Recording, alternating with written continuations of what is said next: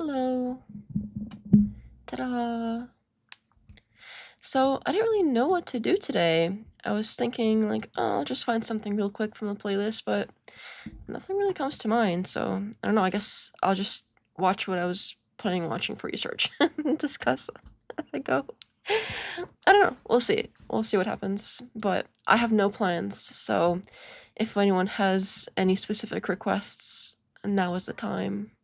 Otherwise, we'll probably watch some, like, Erika Kirk speeches or a random debate or something. Like the first one I see. So yeah, let me get the chat and everything. And I thought that I saw a super chat at the end of the stream last night that I didn't get to, but I don't see it now, so it's not showing me the thing anymore. But I do want to say thank you to whoever that was. I just can't find it right now. And I forget things. I have like fish brain memory about things. Unless it's something random and not important. If it's something that's not important, I will definitely remember.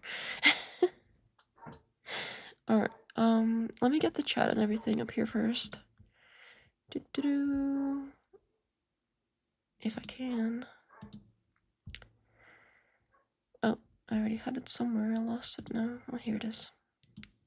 There you are. Let me get you over here. And go up here. And over here. Ta-da! Professor Hoodoo's first. Your examination. Hello. Hallelujah means hallucination because Jesus is a mushroom. I've been really into mushrooms lately, like culinary mushrooms. That's been interesting. I tried growing some of those pink oysters. They were crazy. I got so many of them. I don't know what to do with them. I have a bunch of dried ones in my pantry now because I was like, well, they actually turned out pretty good. I ate some of them right away fresh, but I could only eat so many mushrooms at a time, you know, so quite a few of those now.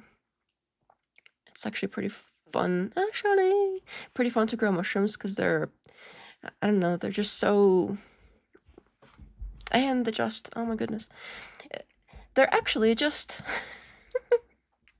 they're so, I don't know, so weird. You just want to poke them. Just want to like, yeah. You know what I mean with the mushroom thing? Anyway. I once read that the Book of John was all about a mushroom cult. Huh. I wonder if mushroom means something else here. 10:09 p.m. or your regional equivalent. How oddly specific for a start time. Oh, sorry. Yeah, it was supposed to be exactly at the hour, and then I was here and I was like, I don't have anything yet. I tried looking before. I was looking at stuff like an hour ago, and I still couldn't really find anything that I really was burning to talk about, so here we are. But I didn't want to cancel it. That would just be mean. Using the ladies' room before the show. Oddly Chicagoan. I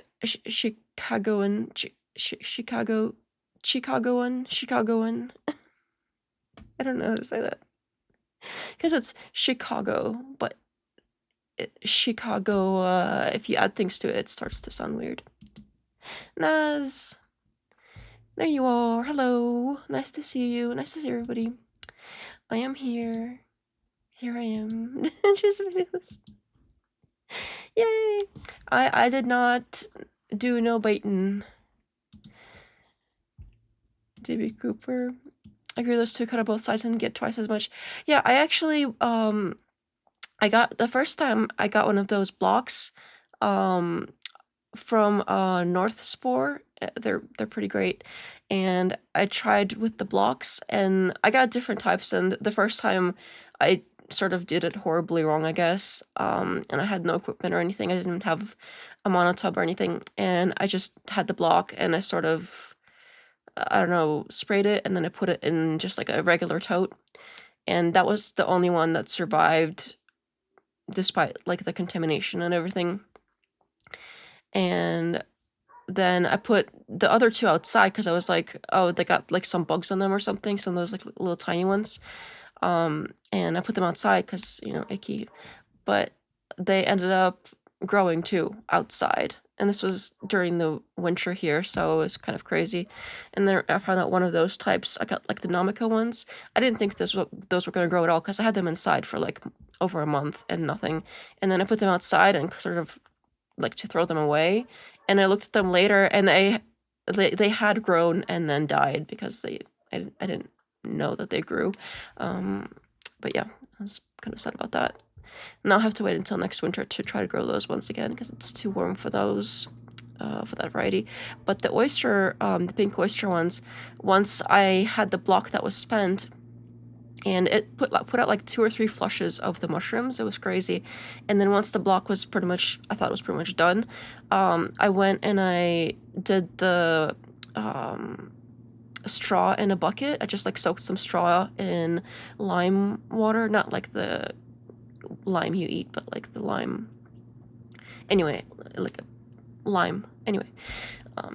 And I soaked the straw, and then I did like a lasagna between the straw and the remainder of what I had with that block that fruited. And it spread between, it was like one big block like this, and I had like three whole separate 5-gallon buckets, like those contractor buckets. And so there were of straw, and I spread that one block crumbled up between those 3 different buckets, and all 3 of them were growing like for months. They just kept on going, and at first I couldn't get the humidity right, so they would all grow and then like shrivel up and dry up, and then another flush would grow, and then I kept forgetting about. I actually got quite a few mushrooms, and if I had taken care of them properly to begin with, which basically involved draping like a little plastic sheet over them, I would have gotten way more than I did. And I got so much already, even doing it wrong half the time. So it was insane. We are talking about mushrooms, the edible kind. You can cover my debate on Christian nationalism versus Andrew. Did that come? Is that the new one that came out, or because I knew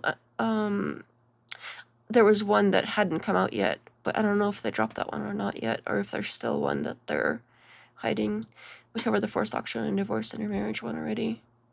I think I covered more than just the one. I think at some point I had covered more of the ones with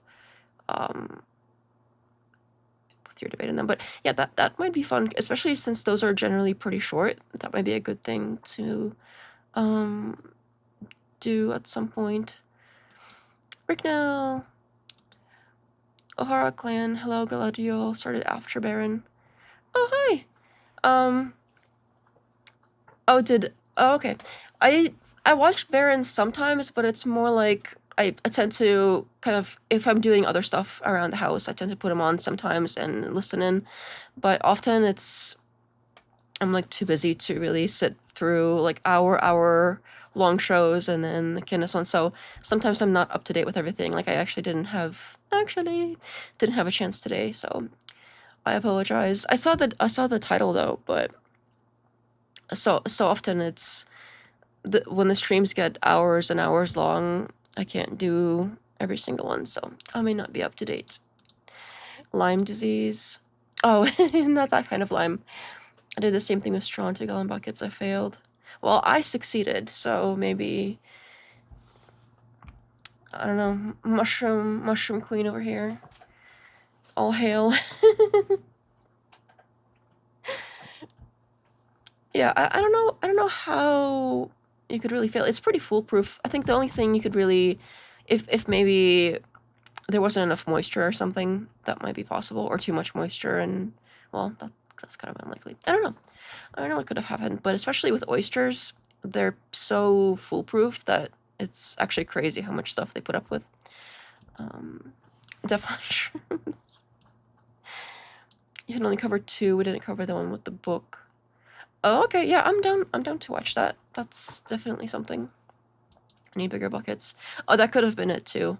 If they were really small, they might have dried out really quickly. You gotta have a lot of moisture. That is kind of like a reserve moisture. All right.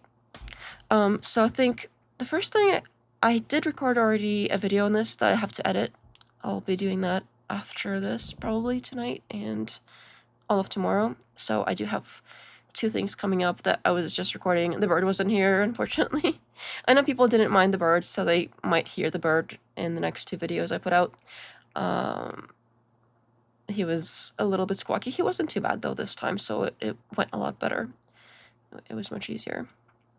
And one of those is like a Wailing Wall related thing, and then the other one is to follow up on the Bible in 365 Q&A thing they did, and I'm not going to be covering the entire video in the video, so I thought maybe we could watch kind of the end of it now, because I did sort of skim through it when I was, and mostly I like read it because I transcribed it and I read most of it to see like what was relevant.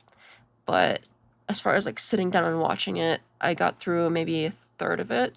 So I do want to watch that real quick because it is relevant to what I've been covering and it's a bit interesting. And then we will watch the re-examination debate after that. Time and time stuff. Oh, perfect. Okay, thank you. And then we'll watch the the re-examination debate right after that. And then if anybody has other requests, we'll do that. If not, we might pick one of these random debates from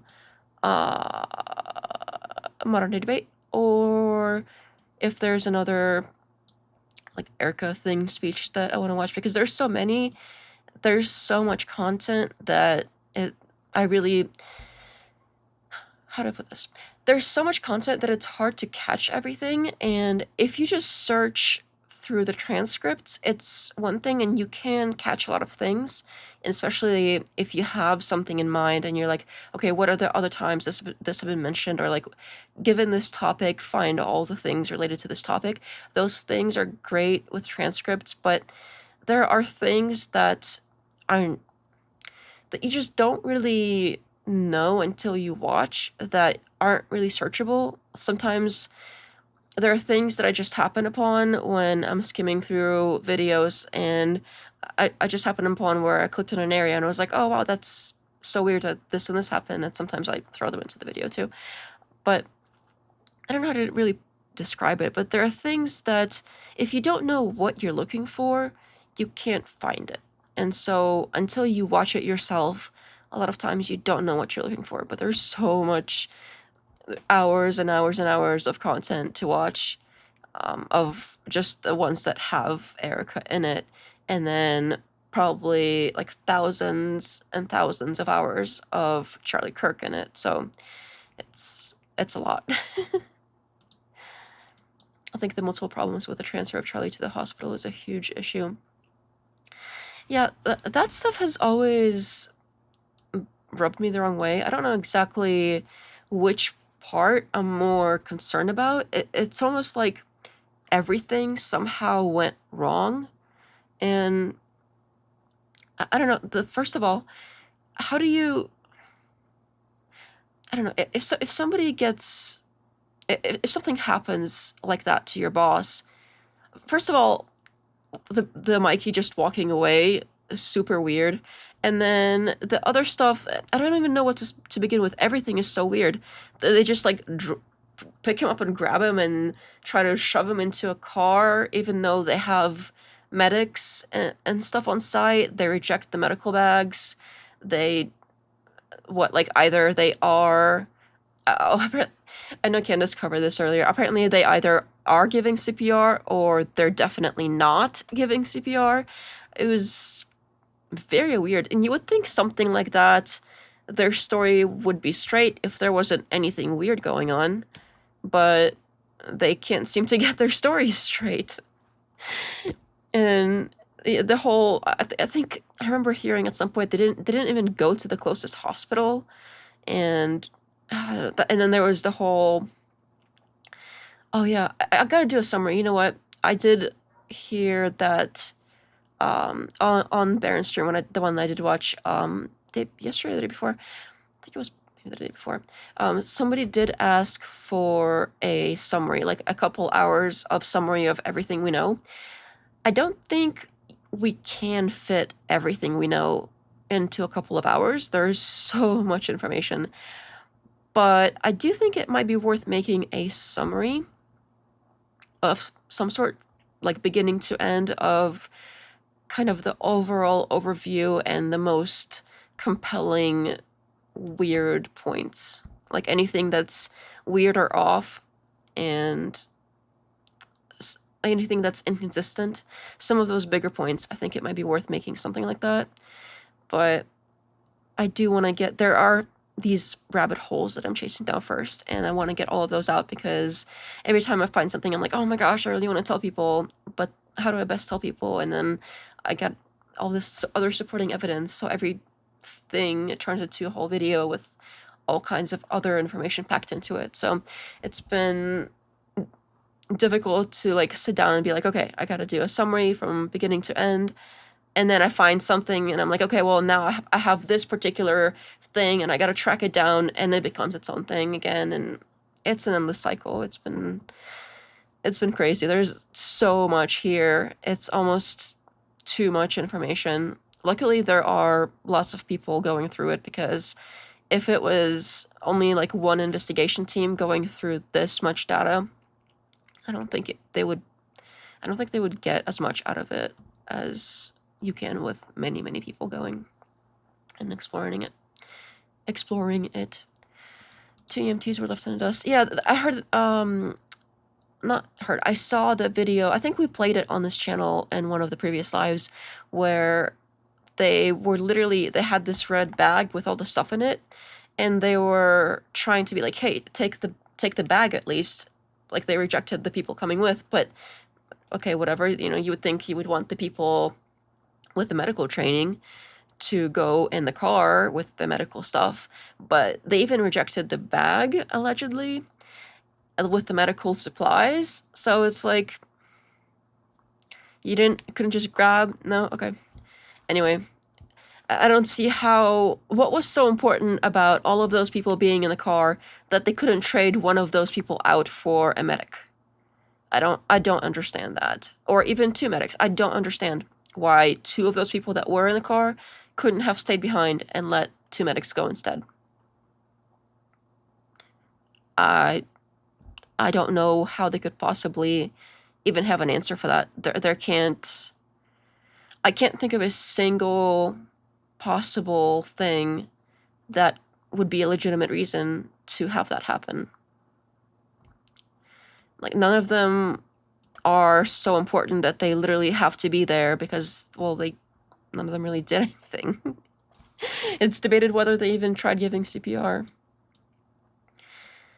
Anyway, let me find the video I was talking about. It's only a few minutes at the end, but since I'm not going to be playing the full clip during my video that I just filmed covering it, I thought it might be fun to sort of cover the rest of it right now. And there really is about a few minutes at the end. And I forgot this was even a thing, because it's this, let me just pull it up so you can see what I'm talking about. Oh, I did it on browser again, of course. Uh-oh. This is wrong too. There we go. Don't need this. Do this one over here. And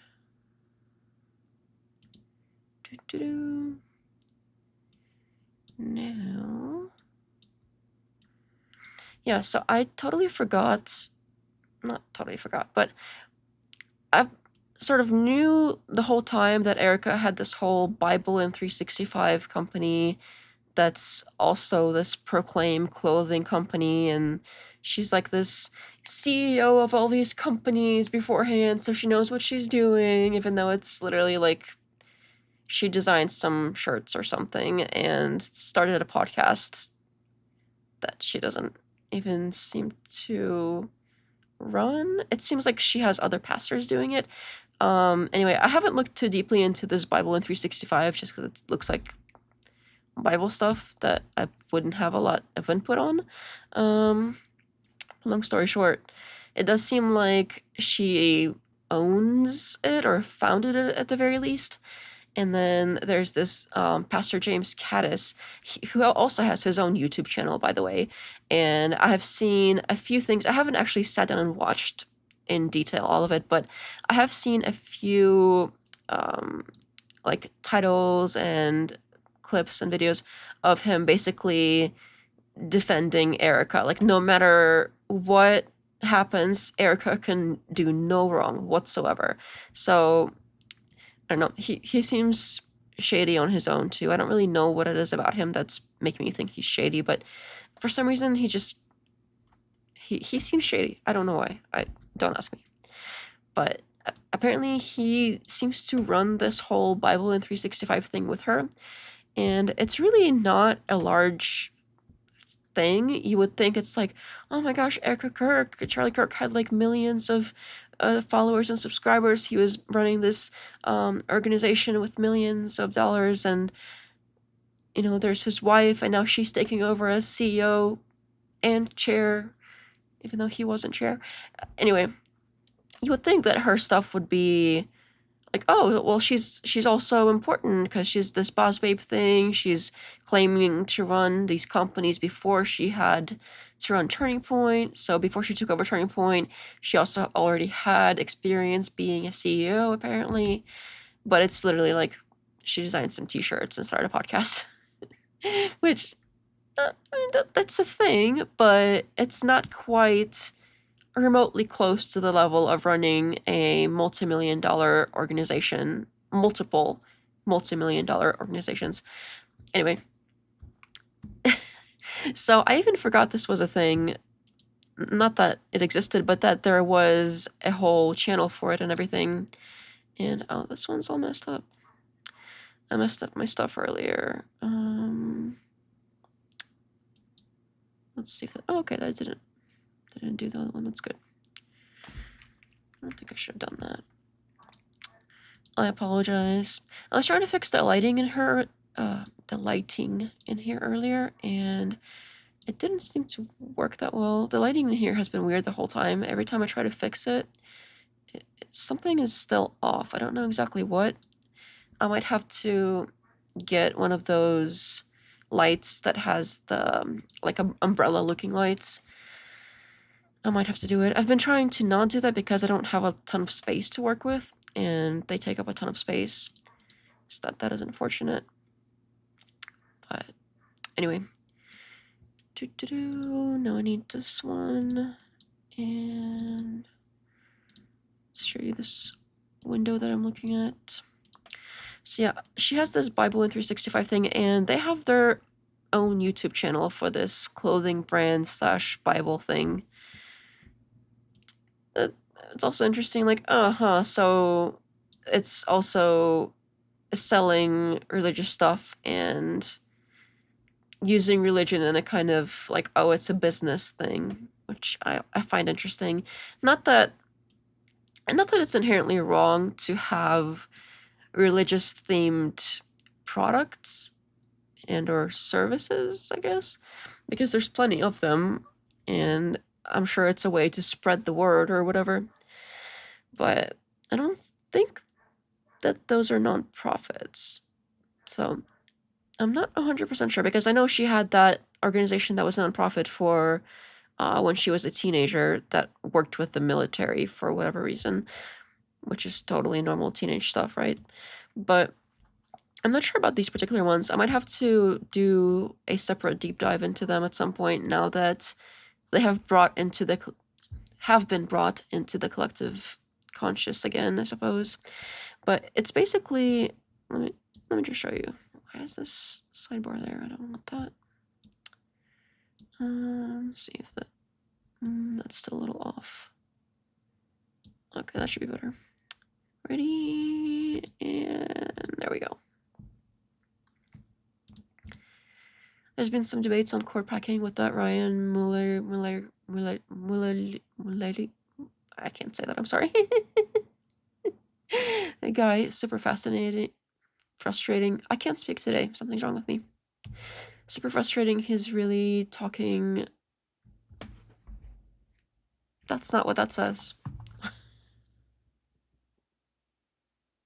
That's not even close to what that says. I'll try again. Super frustrating, he's really taking on the Crucible style well. I haven't heard of that person, but we can watch that if you have a link after we watch like the very end of this and the re-examination debate. Anyway. That is my current... Oh yeah. So there's this whole Proclaim Bible in 365 YouTube channel, and you would think for somebody that's such a huge, famous public figure, it would be more popular.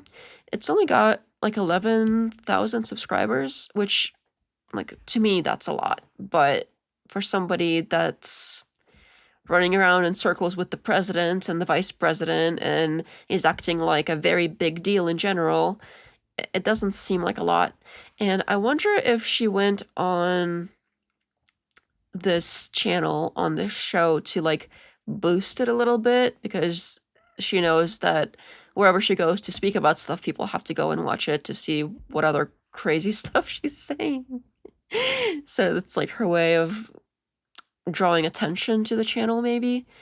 But basically it's like, oh, there's Bible stuff, and it's this guy, this Pastor James Kaddis the whole time.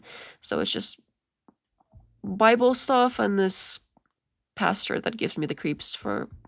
I don't know why. He just does, okay? He just does. And then the very latest one, oh, I guess it was a live stream. And then there's a few Q&As, but they're like 1 year ago, 11 months ago, 9 months ago, 3 months ago with this random chick. And then... It's going so fast. There's Erika again. I wonder if I have this one already. Yeah, I think I have it downloaded, I just haven't watched it yet. I kind of want to watch this one now because I haven't seen it yet. And then it's just him again. So it's mostly the videos every so many days. I don't even, can't really tell the schedule. Maybe once a week or something. But it says Bible in 365, so you would think it's like every day. But it doesn't seem like an everyday thing. 3 weeks ago, 4 weeks ago, 1 month ago, 1 month ago. So there's 3 in this month. It seems like it's a week thing. Yeah, for some reason I thought a Bible in 365 would be... Oh, you know what? I think there's an app that goes with it or something, and maybe in the app you get the daily Bible thing, and then every once in a while, on whatever schedule, this guy comes on the YouTube channel and discusses it some more. That's how it looks anyway. Again, I haven't done a deep dive into this. But our mission at Proclaim is to spread the gospel throughout an industry in desperate need of spiritual and sustainable transformation. We're driven to bring good news! Good news, everyone! To the poor, to proclaim liberty to the captives, and to give them a garment of praise instead of a faint spirit. We believe in the sovereign... Something's wrong with me, I swear. We believe in the perfect and sovereign grace God showed us by sending his Son as the ultimate payment for the debts of our sins. We strive to leave an impact of hope everywhere we go, especially as we build, empower, and ignite the Bible in 365 family on a quest to share the gospel far and wide. We are obedient to living a life worthy of the calling. And then they're selling stuff over here, I guess. Okay. Bible stuff, like I said. So there was this live over here, and now I want to watch this one. Maybe we'll do that one last. But for the most part, it was basically like people allegedly sending in questions, and they were answering them, kind of like a what's it like? It was almost reminding me of those newspaper columns where back in the day they used to have newspapers and radio shows and even websites eventually where it was like, dear editor or dear whatever, insert name. I have so and so problem. My wife hates me. Whatever. Please tell me how to fix my life. I need advice or whatever. Stuff like that. So that's basically what this is. And I watched the rest of it up until like here, and it was basically that. It was like, oh, I'm having so and so issue, and it was a lot of really serious stuff. And these people apparently have some special insight to be giving advice to other people. Now, if these people are real, I don't want to. I'm not gonna play the whole thing. If you're interested, you can. I sort of played it while I was doing other stuff, and it was basically like that. It was like, I have this serious problem, stuff to do, lots of things related to like life ending sort of scenarios. So I don't know. It was odd. So I don't know what gives any of these people. I guess he's a pastor. He still gives me the creeps. I don't know why. I'll have to look into that. But so if people go to a pastor, you would think the pastor knows them and can sort of give them advice based on that. But he's just like some internet person as far as anybody's concerned. Sure, he could be a real pastor. I'm not going to take that away from him. But that's still like an online personality. And I don't know, I just find it kind of icky to like hear people with real problems and they're hoping that you're going to help them. And I don't know, I just didn't really find anything they said helpful. But yeah, anyway, that's not really the point of the video. I think it was somewhere around here where she kind of has this crash out. And again, I covered it in the video I just filmed, so you'll probably see some part of that in it, but not the whole thing. So let's see how far back it goes. Oh, like, you know, but people will believe what they want to believe. And we've talked about this before, like his brothers, what you meant for evil, God took it. Okay, so at the expense of sounding like I'm repeating myself, but it's important to do so. Yeah. There's a spiritual battle, and the Bible tells us that there is a real enemy who opposes the work of God. Ephesians 6:12. We're not wrestling against flesh and blood, but against principalities, powers, against the rulers of darkness of this world, against, notice this, spiritual wickedness in high places. That's a big deal. I love this. So when I was in this question the first time, I was like, okay, let me guess. They're alluding to, oh no, Candace Owens is like so bad and scary, you guys. There's this evil stuff going on, and like, look how evil Candace is. That this is so obvious. And it's interesting because I think every time I see people using scripture for what is very obvious, like they're just trying to defend themselves for, like, people point out, oh, hey, why do you do this and this and this? That's like the wrong thing to do. And they're like, well, I got scripture, so this scripture says blah, blah, blah.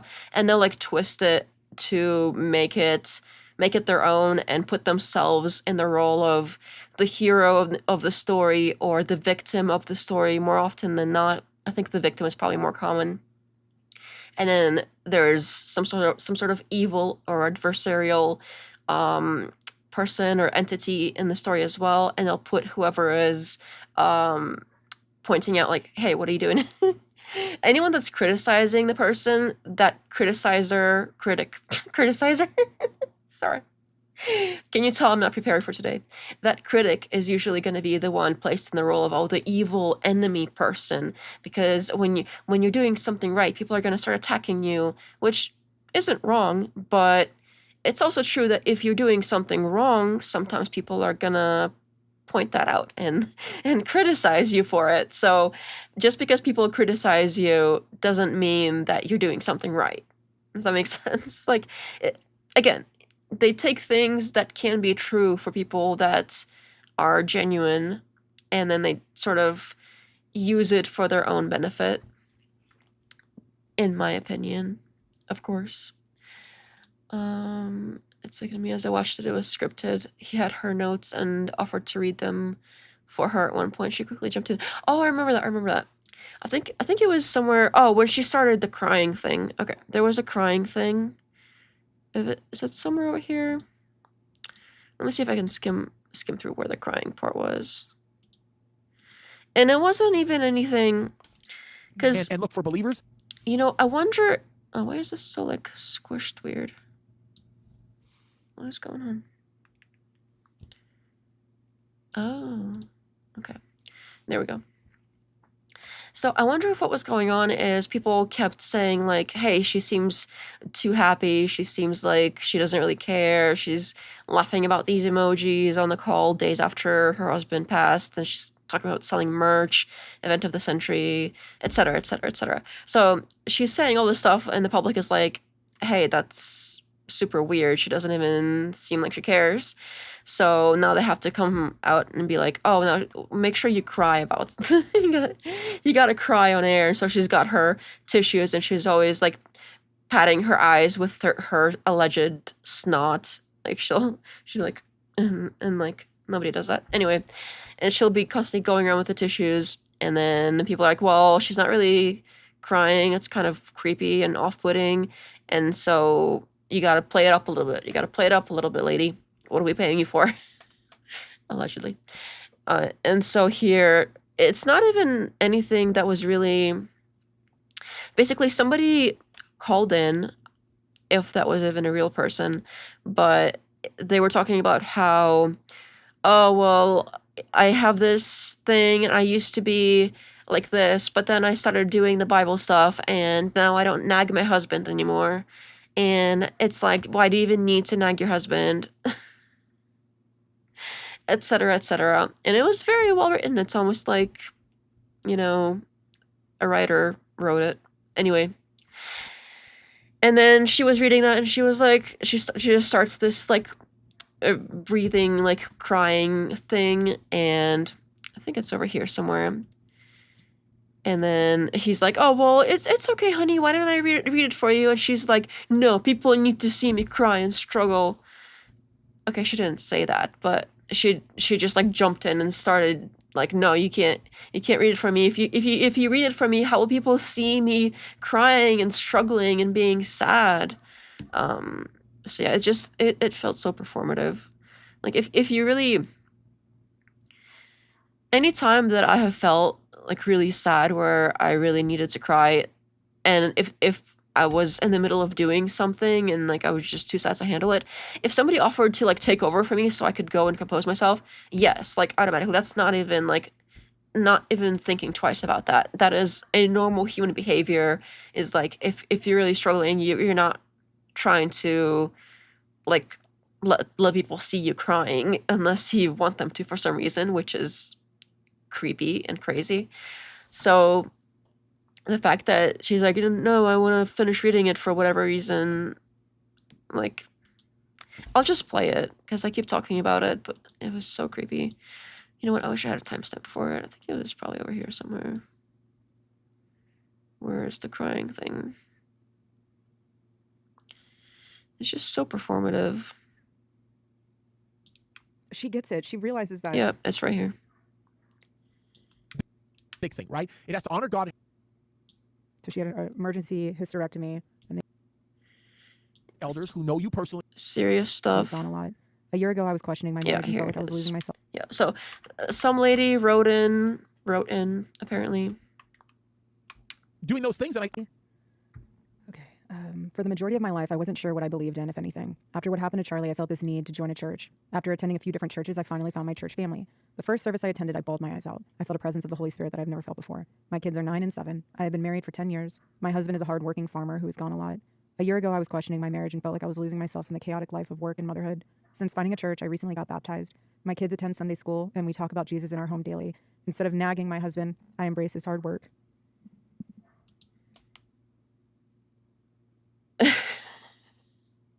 I'm sorry, like, if this was anybody else who, like, really genuinely felt horrible, I would not feel comfortable even, like, showing it to anyone.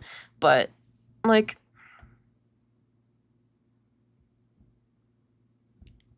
come on.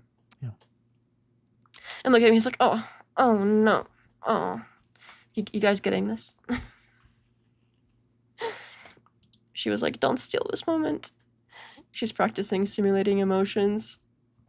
Hitler's trying the best he can. Acting is not easy, folks.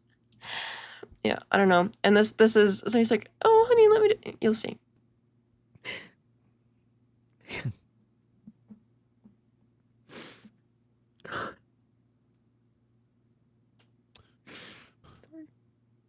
You better finish reading it, sweetheart. Let me finish reading it. I love him. Let me finish reading, sweetheart. Nope. Let me. You see that? He's like, aw, you poor baby. Let me do it for you. And she's like, no, I got this. I got blah, blah, blah, blah, blah, blah, blah, blah, blah, blah. Like a wife should when he comes home. Instead of losing myself to motherhood, I've completely embraced every second of it. Never wanting my precious babies to grow up. It seems like the more I pour myself into my daily readings, church and family, the devil shows his face more than I have ever witnessed. Why does it seem like the closer you get to God, the She is getting better at it.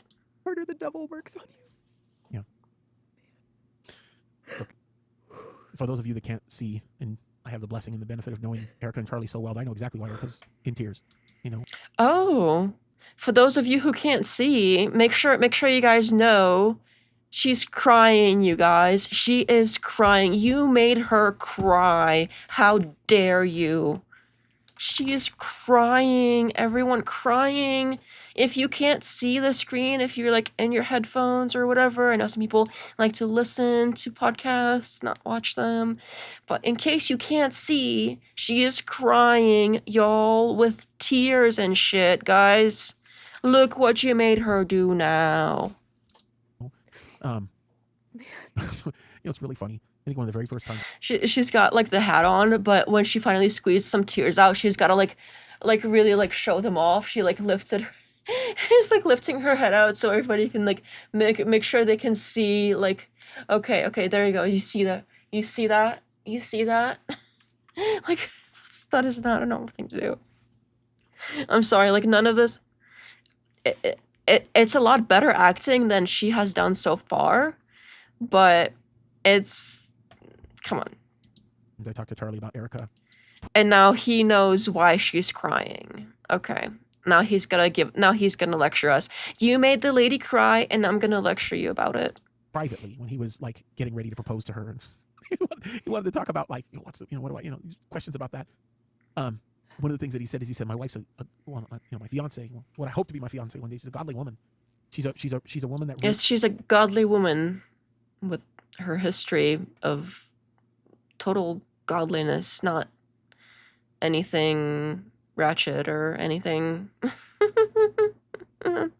She's very godly. He really loves God.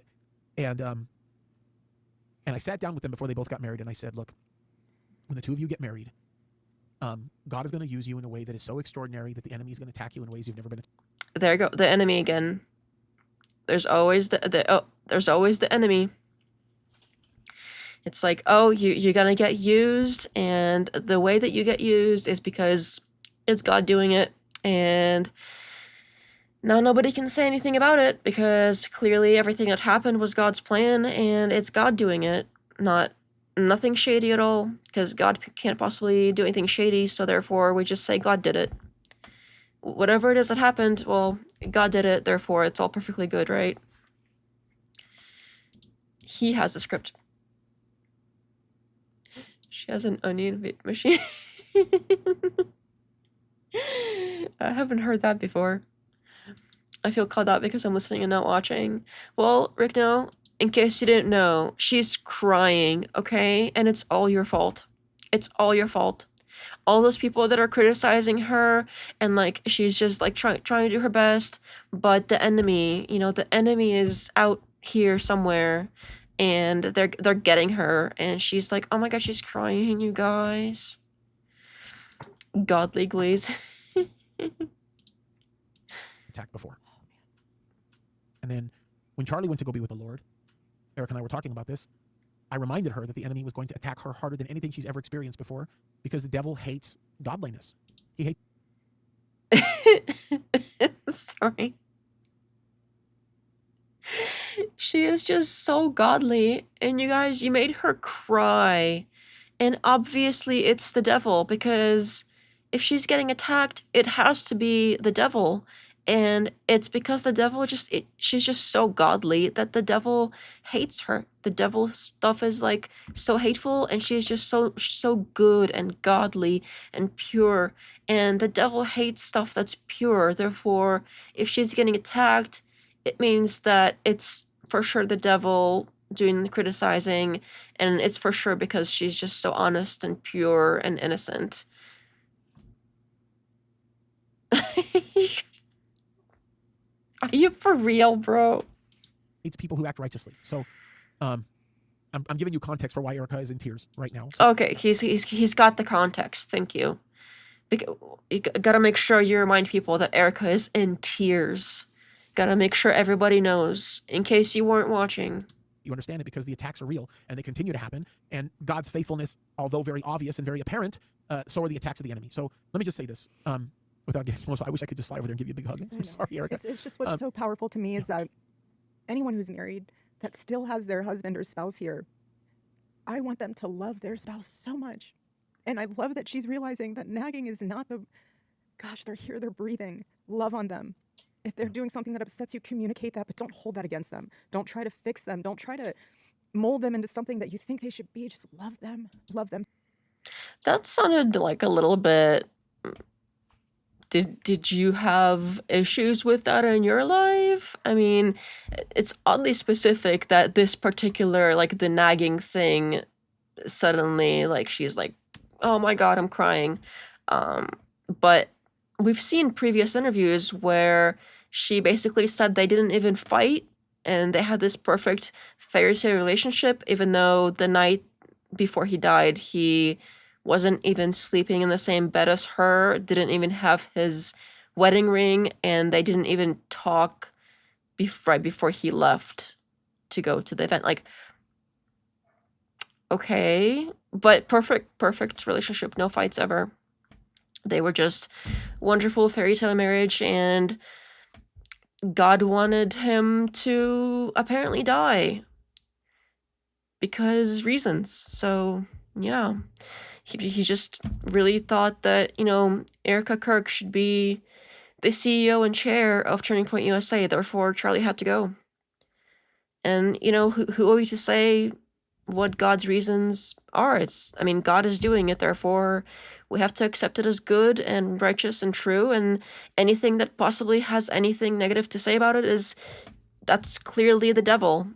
So if you criticize Erika in any way, or TPUSA, that's devil stuff.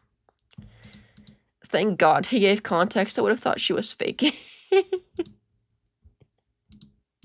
So much, because you stood at that altar and made a covenant with God. And let me tell you something, and Pastor James, you know this. When you stand at that altar and you make a covenant with God, that is not just some small promise. That is a covenantal love. God forbid one day when your loved one, your spouse, goes to be with the Lord, God steps in and fills that void in a way that no one else in this world ever could and ever will. Amen. Yep. And I always understood the covenant of marriage. But let me tell you something. Is she reading? It looks like she's reading again. Why is it like every time she does like a response or like some kind of like natural thing, she looks like she's reading? I don't know why, but it like what's on the iPad? She keeps like glancing at it as she's saying stuff. Charlie's life insurance was about 50 million. In addition to her 20 million, she has minimum of 70 million.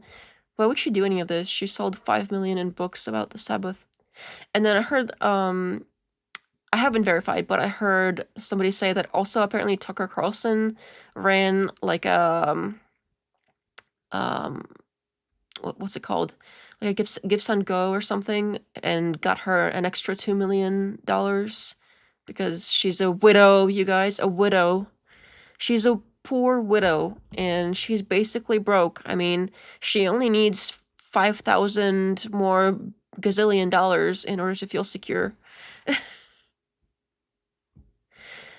But yeah, I mean, this is, she's like has a whole speech prepared. Like I thought she was so sad and in tears and couldn't compose herself, And here she is, like, delivering a speech again.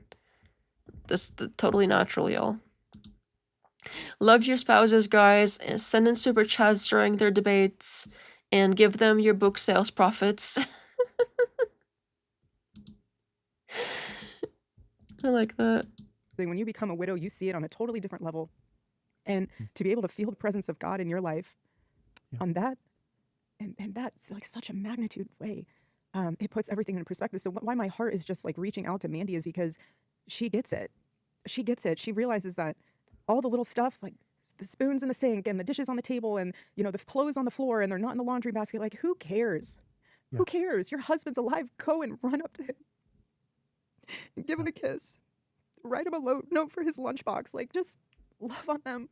Because life is so short and you are so blessed to be able to still have that. Yeah. Sorry. Man. I couldn't answer the first part of that question better than what you just said, Erika. The part of that question that I'll actually address is so profound, you guys. The one that speaks to why does it seem as though the closer you get to God, the harder the devil works against you? Well, it's really simple, because you're no longer walking in the... If I was like, if something happened during a stream and I was crying for whatever reason, like I just couldn't help it, I would probably mute myself and put something else on, like a be right back. Like, at the very minimum, mute myself. That's not... come on. the direction he wants you to go. The devil wants you to go in a different direction. I want you to think about it this way. If you're floating downstream, the current doesn't fight you. It's not going to fight you, okay? The moment you turn around and start swimming upstream, you immediately are going to feel the resistance. Look, the Bible tells us this, Ephesians chapter 6. You know, we wrestle not against flesh and blood, but against principalities and powers, against the rulers of darkness of this world, against spiritual wickedness in high places. The spiritual battle was always there. You just didn't recognize it before. Now your eyes have been opened and you see it a completely different way. Look, another thing to remember is that Satan hates anything that glorifies God. He hates healthy marriages. Yeah, so if you criticize Erika, you're Satan. I think we get it. There was basically more of that, and then... where's the other crash out? It was like over here somewhere. Thinking about this, like I said, you know, this was something that Charlie and I talked about. Like, a lot of people to a healthy church fighting for an amazing community faith in the thinking about this, like, because we're teaching everybody else to double make aware of that. You know, okay, people talk about the sequin suit. You know, I wasn't going shopping. Oh, okay. Now she's gonna defend herself. The community of not even trusting your neighbor anymore, like that. Faithfully keep raising your children in the ways of the Lord. Do the things that He's asked you to do, and the God who saved you is more than able to sustain you through every single try and strengthen your time. That was awesome. I'm so grateful. I look forward to these every month. So yeah, very grateful for you. I think we have an amazing community. We do. We're a lot so of people blessed. Who, so blessed. Yeah, very encouraging. 10 years. Isn't that wild? Wow. 5-on-365, 10 years old. It's amazing how fast time goes by. Time's a thief. It's amazing. And I have to say this, and I hope people will be encouraged by me bringing out this. Yes, something's going on with this audio. It's not me, y'all. It's in the video. It's observation. You know, one of the most incredible things that I have enjoyed, and I hate touching you. Really, I used to faith in their trust in our society is at an all-time high, to the point where, and this is why even stuff on our Turning Point Action side with our really lost faith in everything. People lost. The amount of broken trust in our society is at an all-time high. Oh, I wonder why. It's almost like we have liars, pants on fires, strutting around, lying all over the place. Who would know? Who would think trust would be like so low? Trust. Oh my God, because people can't freaking stop lying. Exhibit A and B. I wonder why trust is low. I wonder who could possibly imagine any reason why trust couldn't. Every single time I take the stage, me, myself, and I decide what I'm going to wear. Well, apparently not her. To the point where, and this is why even stuff on our Turning Point Action side with our boots on the ground, where we're literally, it's not even just door knocking. You're literally like healing that fracture within the community of not even trusting your neighbor anymore. Like that's so sad to live in a world where somebody says like, oh, this is so-and-so, or this is such and such. And they're like, really? Prove it. Yeah. It's like, well, it's the truth. So like, you know. Oh, well, if you just say something is the truth, then people are supposed to just take your word for it. Even though you've been caught lying constantly, that's not how things work, lady. You don't get to sit there and lie your butt off and then cry about it and then be like, why don't anyone trust me anymore? I said the thing and they don't believe me. Why would they not believe me? I said it's true. And if I say it's true, like it's true, you guys. What do you mean? I said so. What more do you need than my word?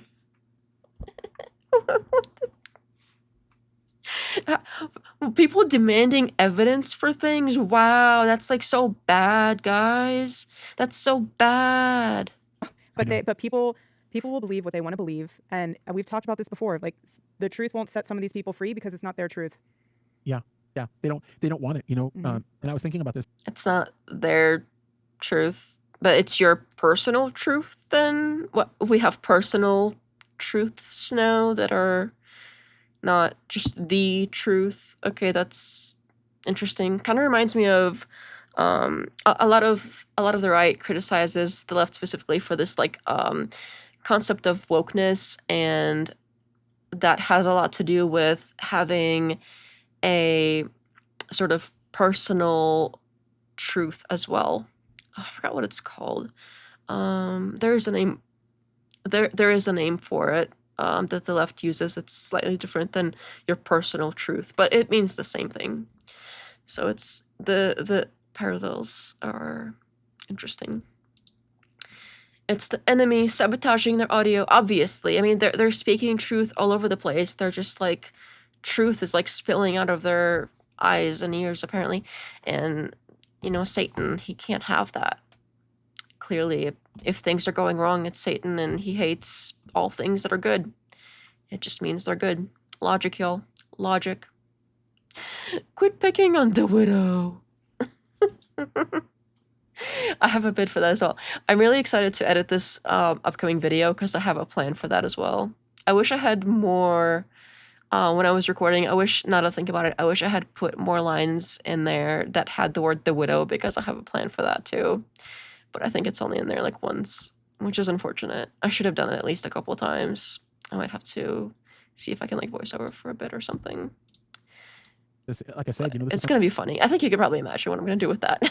Something that Charlie and I talked about, like a lot of people left that time period no longer believing the words that their pastors told them. Yeah, because when their pastors confronted death, they ran from it. They shut down their churches because of fear of death. Right. And a lot of people would come to me and they would say this to me. They would make it really, really, I mean, it was like heavy. They would say, thank you for being a pastor that I don't have to abandon because I don't trust. Like, in other words, thank you for holding fast to what you believe. And, you know, the whole world watched you lose everything, and you doubled down on the word.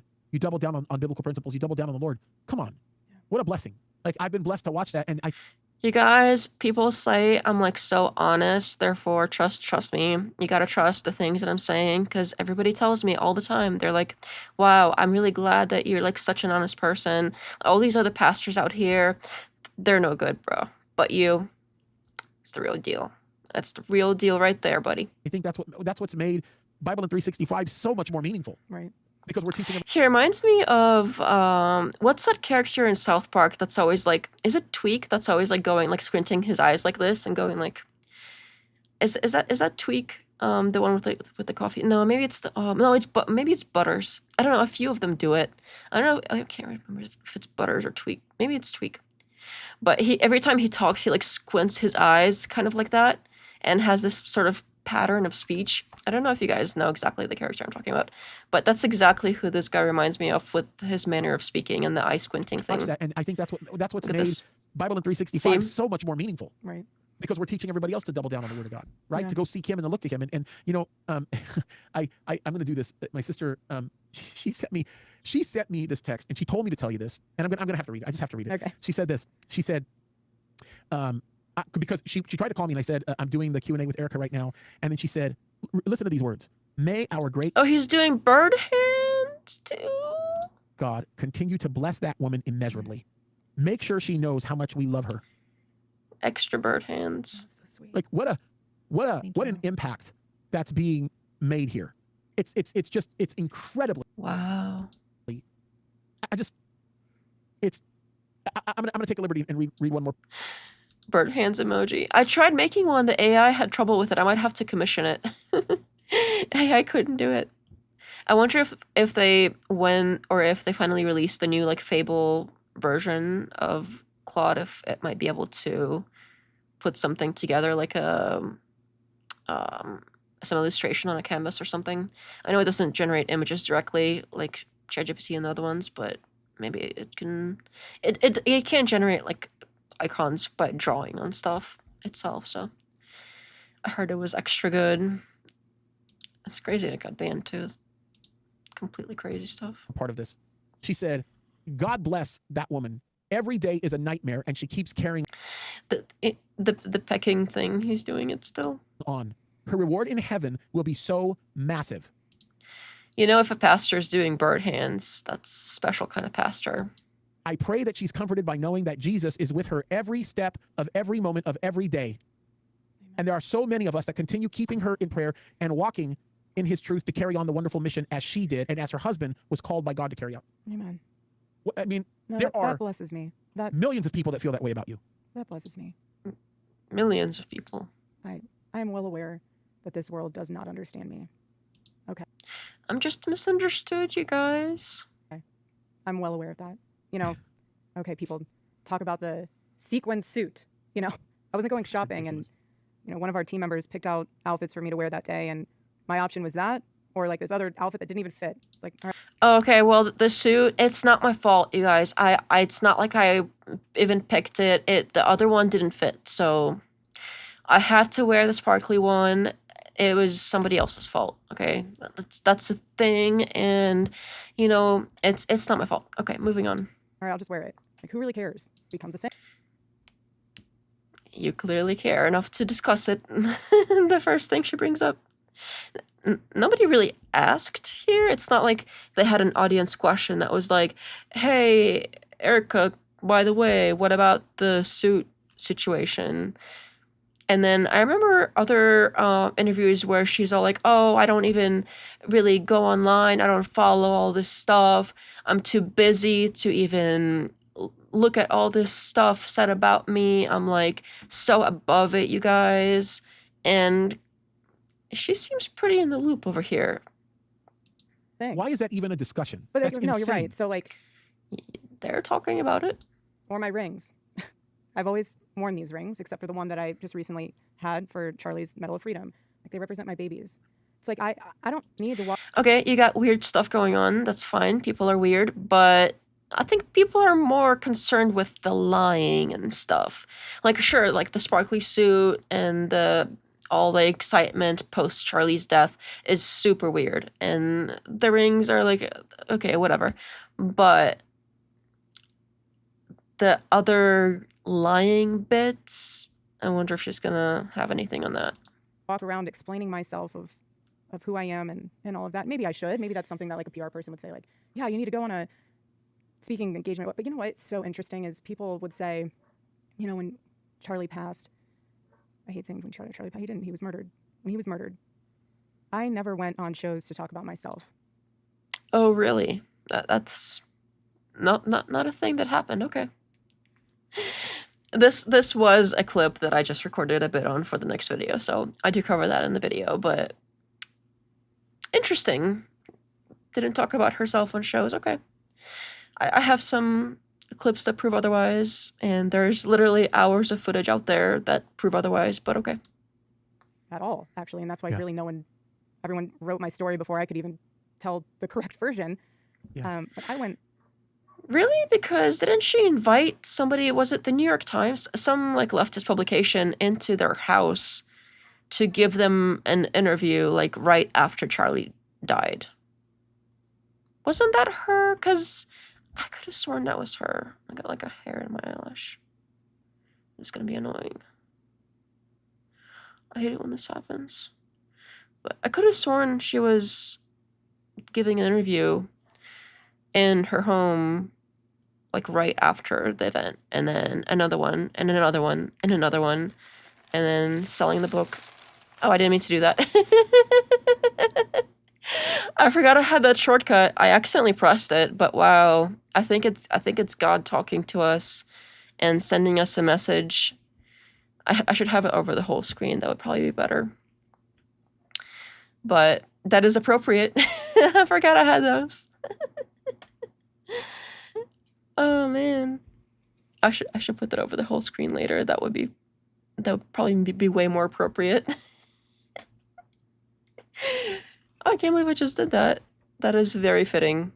And honored my husband with all of his obligations that he had. Oh, honored her husband. Okay. And that's another thing, that the whole like honoring Charlie, honoring my husband. She's not the only one that says it either. She's got, it's her that says it quite a bit. Basically all of TPUSA, left and right, everybody who's basically not, very obviously not honoring him is constantly saying how much they're honoring him. So that's a thing. But I also have a video planned on that. I haven't recorded that one yet, but I do have a bunch of research for that I think is interesting on the whole aspect of, are they really honoring Charlie? I think you could probably guess where I land on that in that question. Nice Calvin Klein hat. These are Luciferian spies who have worked their way to the top of their enemy's camp. Oh, which ones?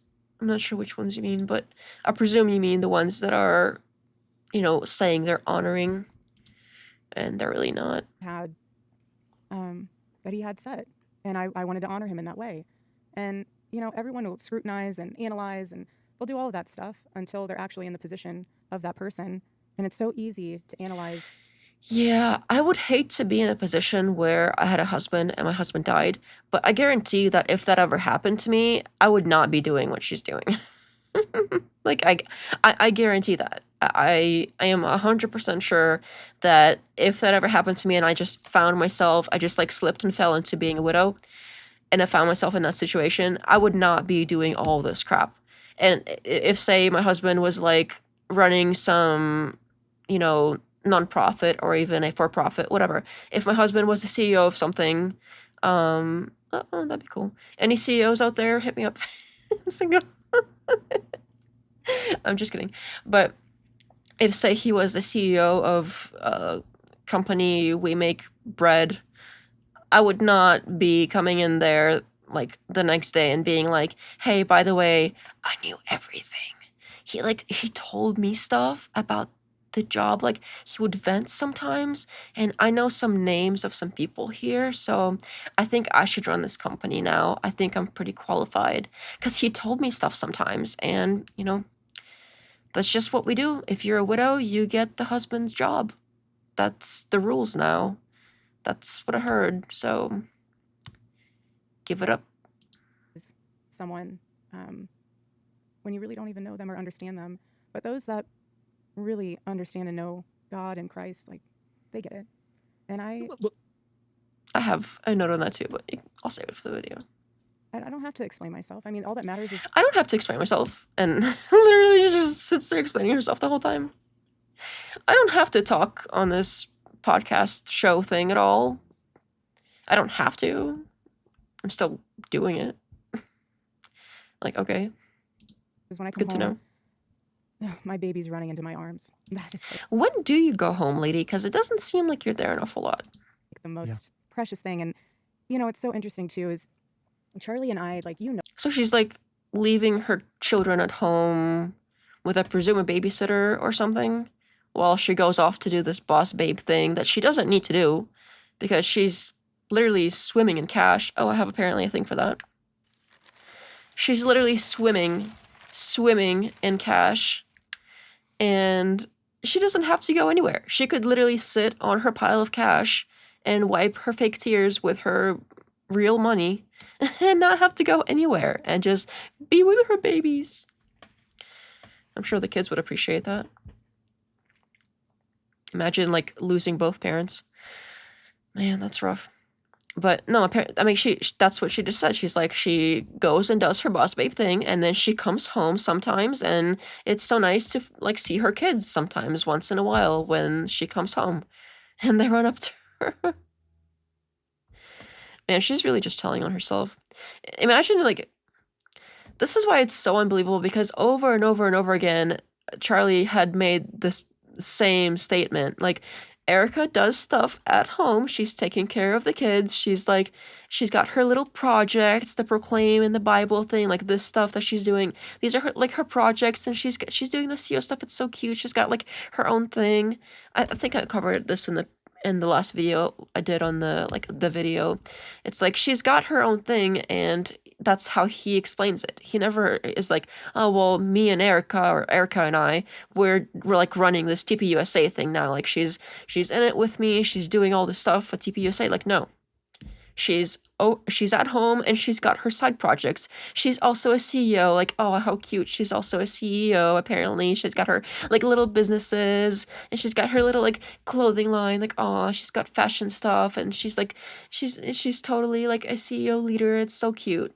Not like, oh, she's like a CEO as well, and we're like equals, and we, share all the responsibility of the home. Like, bruh, come on. Def not raising the CEOs.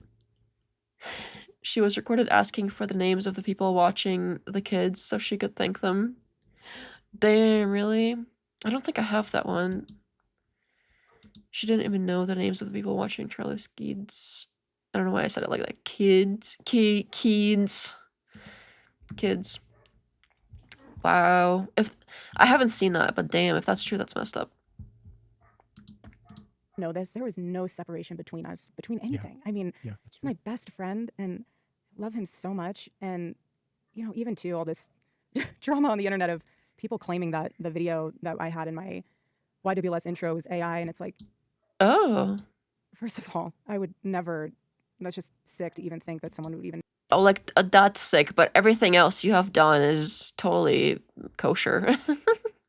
But this is crossing the line. But everything else is cool. But, taking over his company, turning it around in a direction he clearly did not want to go before he died, taking money from all the people that he trying to reject money from, crying at the event of the century, and like selling merch off his grave, and framing his bloody microphone, and taking pictures and putting up the tent he died under as like an exhibit for selfies, and all of that is cool. But this is just, that's just too much. She could never, like, that's AI video, that's crossing the line. All of this other stuff is total, like, what are you talking about? That's normal widow. It's normal the widow stuff. So I don't know what anyone is upset about. This is like totally different and crazy. She could never make a fake AI version of your husband. But aside from that, like... But again, this is another case of, there is a video on this, so I'm not going to get into this too much because I'm literally going to be editing this right after. But she didn't specifically deny the way that some of the more recent questions about it, like, was it out of context? Was it doctored? Is the audio real? Like, was it sort of stitched together in a way that he didn't mean it out of context? Because clearly there was some cutting going on that is not, the video. And what's with the music over it? Like, that's not... Anyway, I've made those points before, and you'll probably hear them again. I don't want to harp on this too much in this particular case, because that's not really what it's about. We just want to kind of see what else she's got going on here. They released AI video of Charlie to 3 separate churches. Oh, is that true? I want to see that. I haven't seen that. She would never... Okay, case closed. She would never scrap the video. Yeah, I mean, this is, like... Full disclosure, obviously that video is not fake, but... Oh, that video is not fake. I don't know which video she means, because there's a lot of video shown, and there are videos that were real in between the ones that was probably not. Interesting thing about all of this is Charlie and I were so in tune with each other. And so when people say, oh, why? They were so in tune, but she didn't even know that he feared for his life, like the day before he, got. She was not aware of that, but they were so close, you guys. They were so close. Why are you doing this? Why are you? And it's like, Charlie and I had these conversations. Like, I mean, this. You were a part of that, Pastor James. Charlie and I had conversations about all of this all throughout our life. And like death threats and all this was never anything new to us. I mean, I had rape threats and death threats. The kids had kidnapping threats. I mean, we've always had threats. And so whenever you lose someone or you go through immense grief, you have a choice to either turn that immense grief. That sounds like a lot of grief.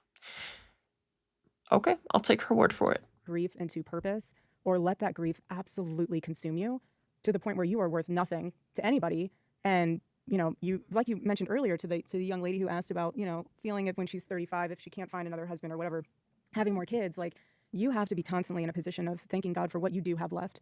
Mm-hmm. And when it comes to all of this, like being a part of Turning Point is an extension of my husband. Like that's a piece of him that's still here. That's how my babies will know their father. That's how they'll know their father, not by you sharing stories with them or photos or like videos, but like the political organization specifically.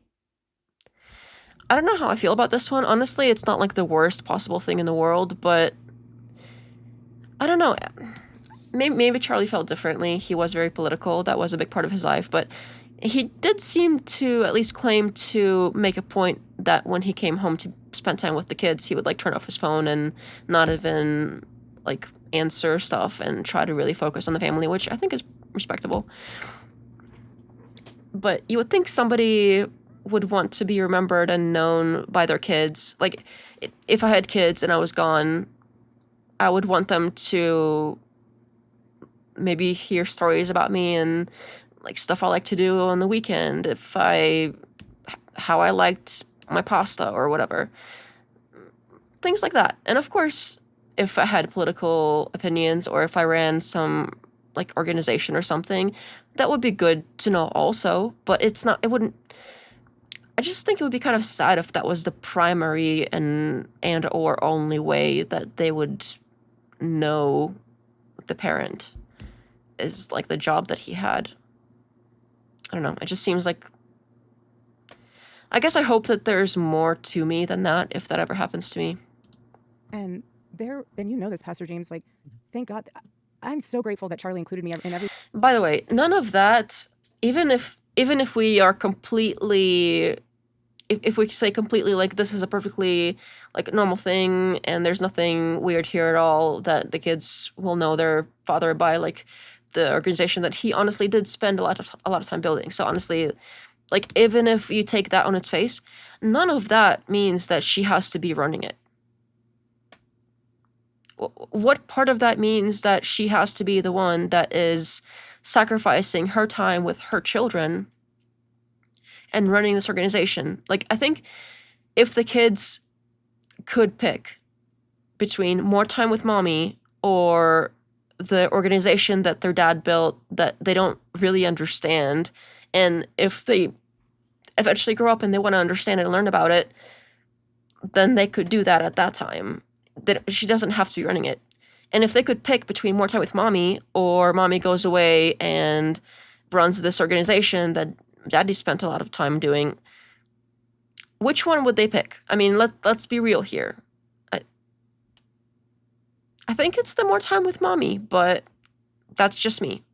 Common sense and me and probably everybody else that has common sense. Like she doesn't have to do this. None of what she's doing she has to do. And she's like, oh, well, people are saying like, oh, why do you do this? Why do you do that? Why do you do that? Like sitting here and being like, oh, well, people say, why do I do that? And therefore it's like not a legit question because people ask it. Sorry, what?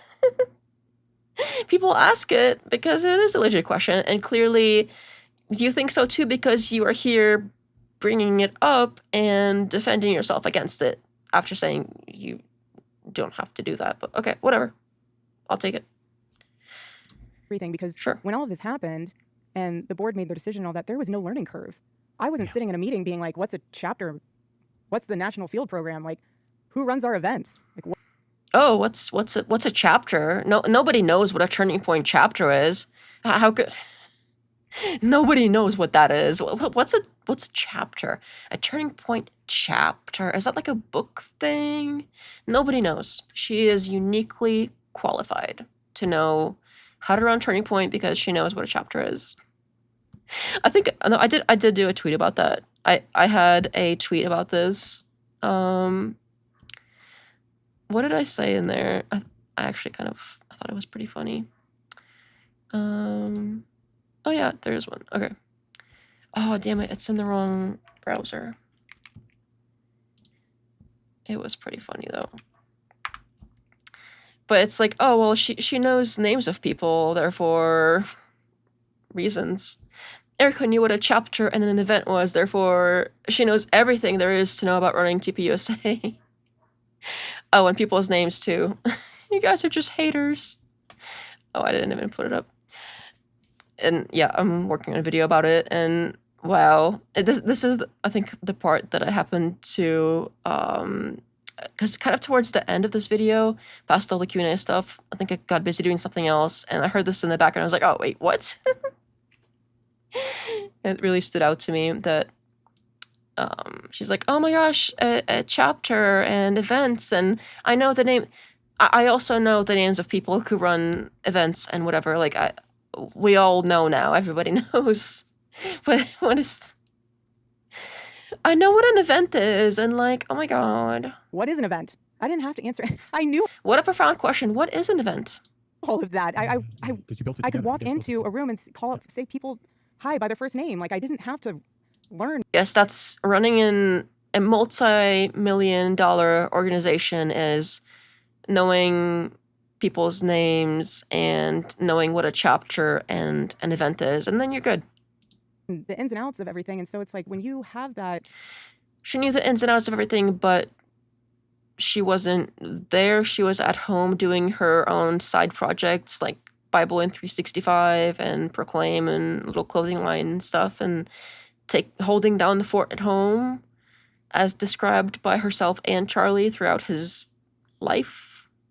But suddenly she's privy to all this stuff. Okay, sure. Moment where you're watching your loved one build something, and you're alongside them for those moments of building. Anyone who has a spouse that's an entrepreneur knows this. You, even with Nicole, know this. When you're building something and your spouse is along with you for that ride, you're their vault and their confidant. They're asking you, like, hey, I had this phone call today. What do you think about this? Or, hey, I'm thinking... Yeah, spouses like vent to each other about their jobs and stuff. That doesn't mean you know everything there is to know about running the company just because your spouse tells you about the day they had at work. Like, is she crazy? Like, oh my goodness. I can't imagine, like, literally take any CEO of any large organization or company and say they pass away or something happens, call up their wife and be like, your husband vented to you about stuff that happened at work, right? She's like, yeah. What do you know? What do you know? She'd be like, everything. No, same person. I know everything. I'm ready to run the company. Just hand it over to me. I know exactly what I'm doing. I know everybody's name. That's all it takes. About doing this. What do you think about that? And it's like, I had that even too with Charlie with Proclaim. I would ask him. Oh, wow. She has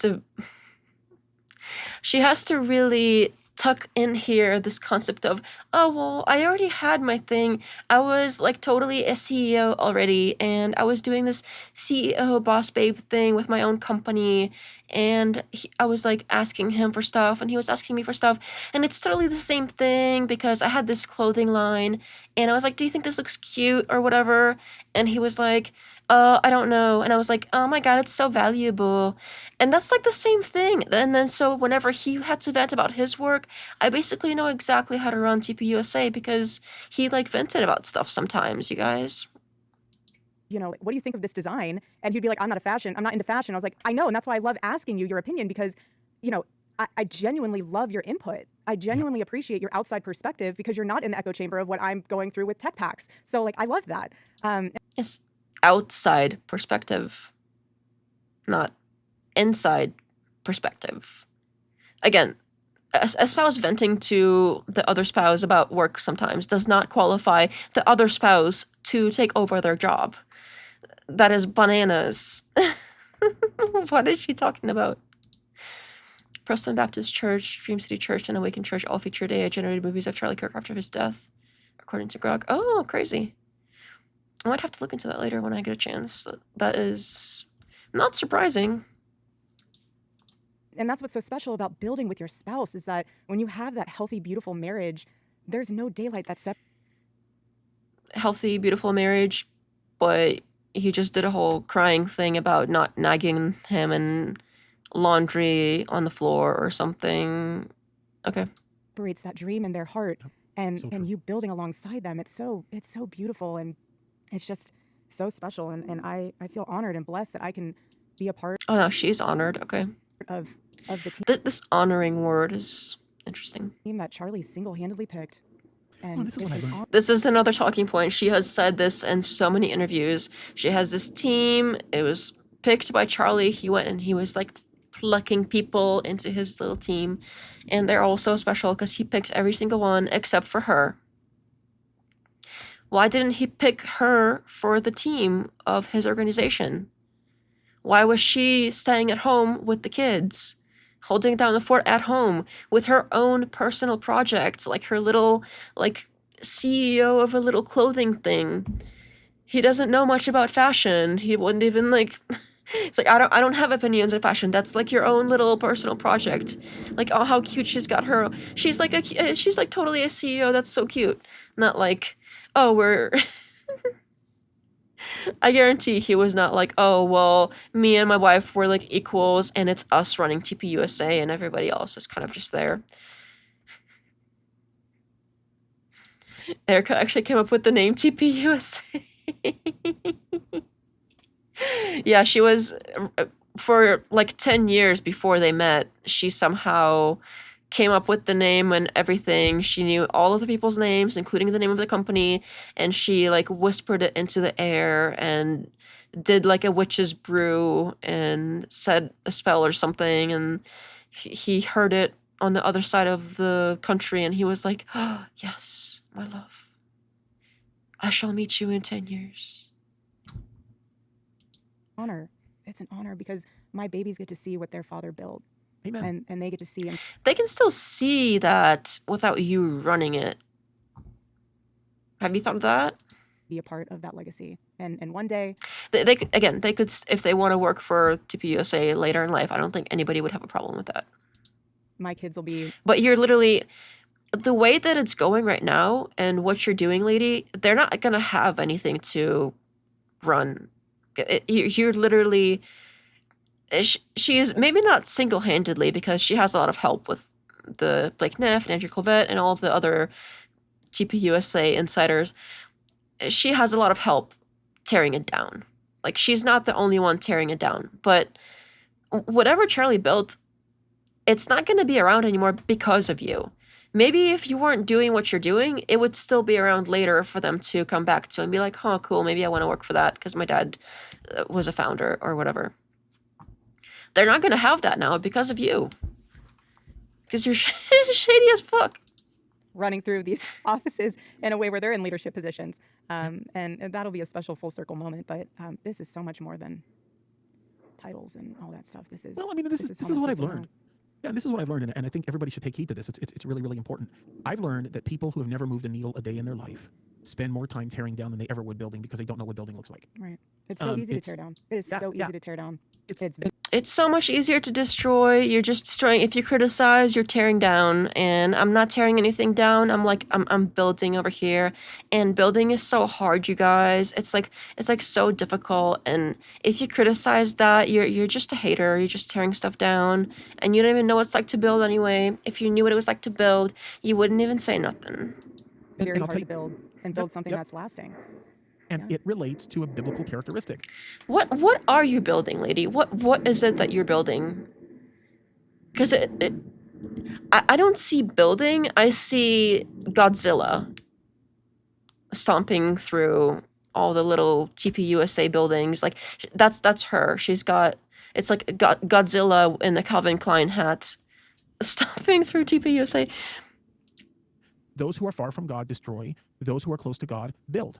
And this Oh, okay, that makes it clear. Recent obsession with the AI video that I've been seeing, it goes to speak very clearly to that precedent. See what I mean? But when he talks like that by like this like squinting and like it's like Tweak, like that's how Tweak talks in South Park. I saw someone on video recently talking about this, and I'm thinking in my mind, why are you so obsessed with it?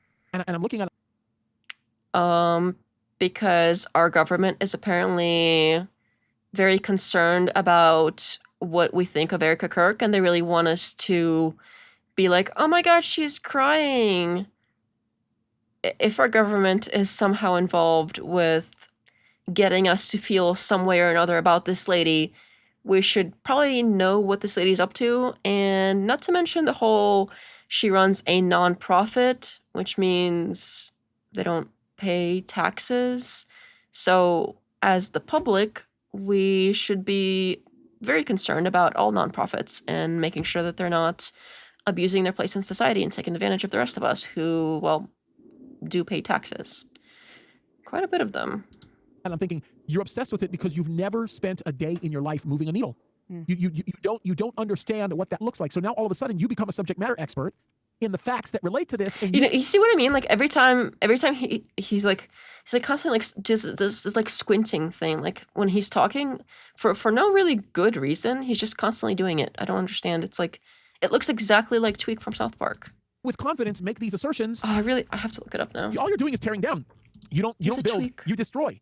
And I think that is deeply demonic. Yeah. And I just see it. I see it so much. I mean, how many of these guys do we see? They're locked up in their basements. They've never done anything admirable. They don't know what it's like to put their neck on the line for another life.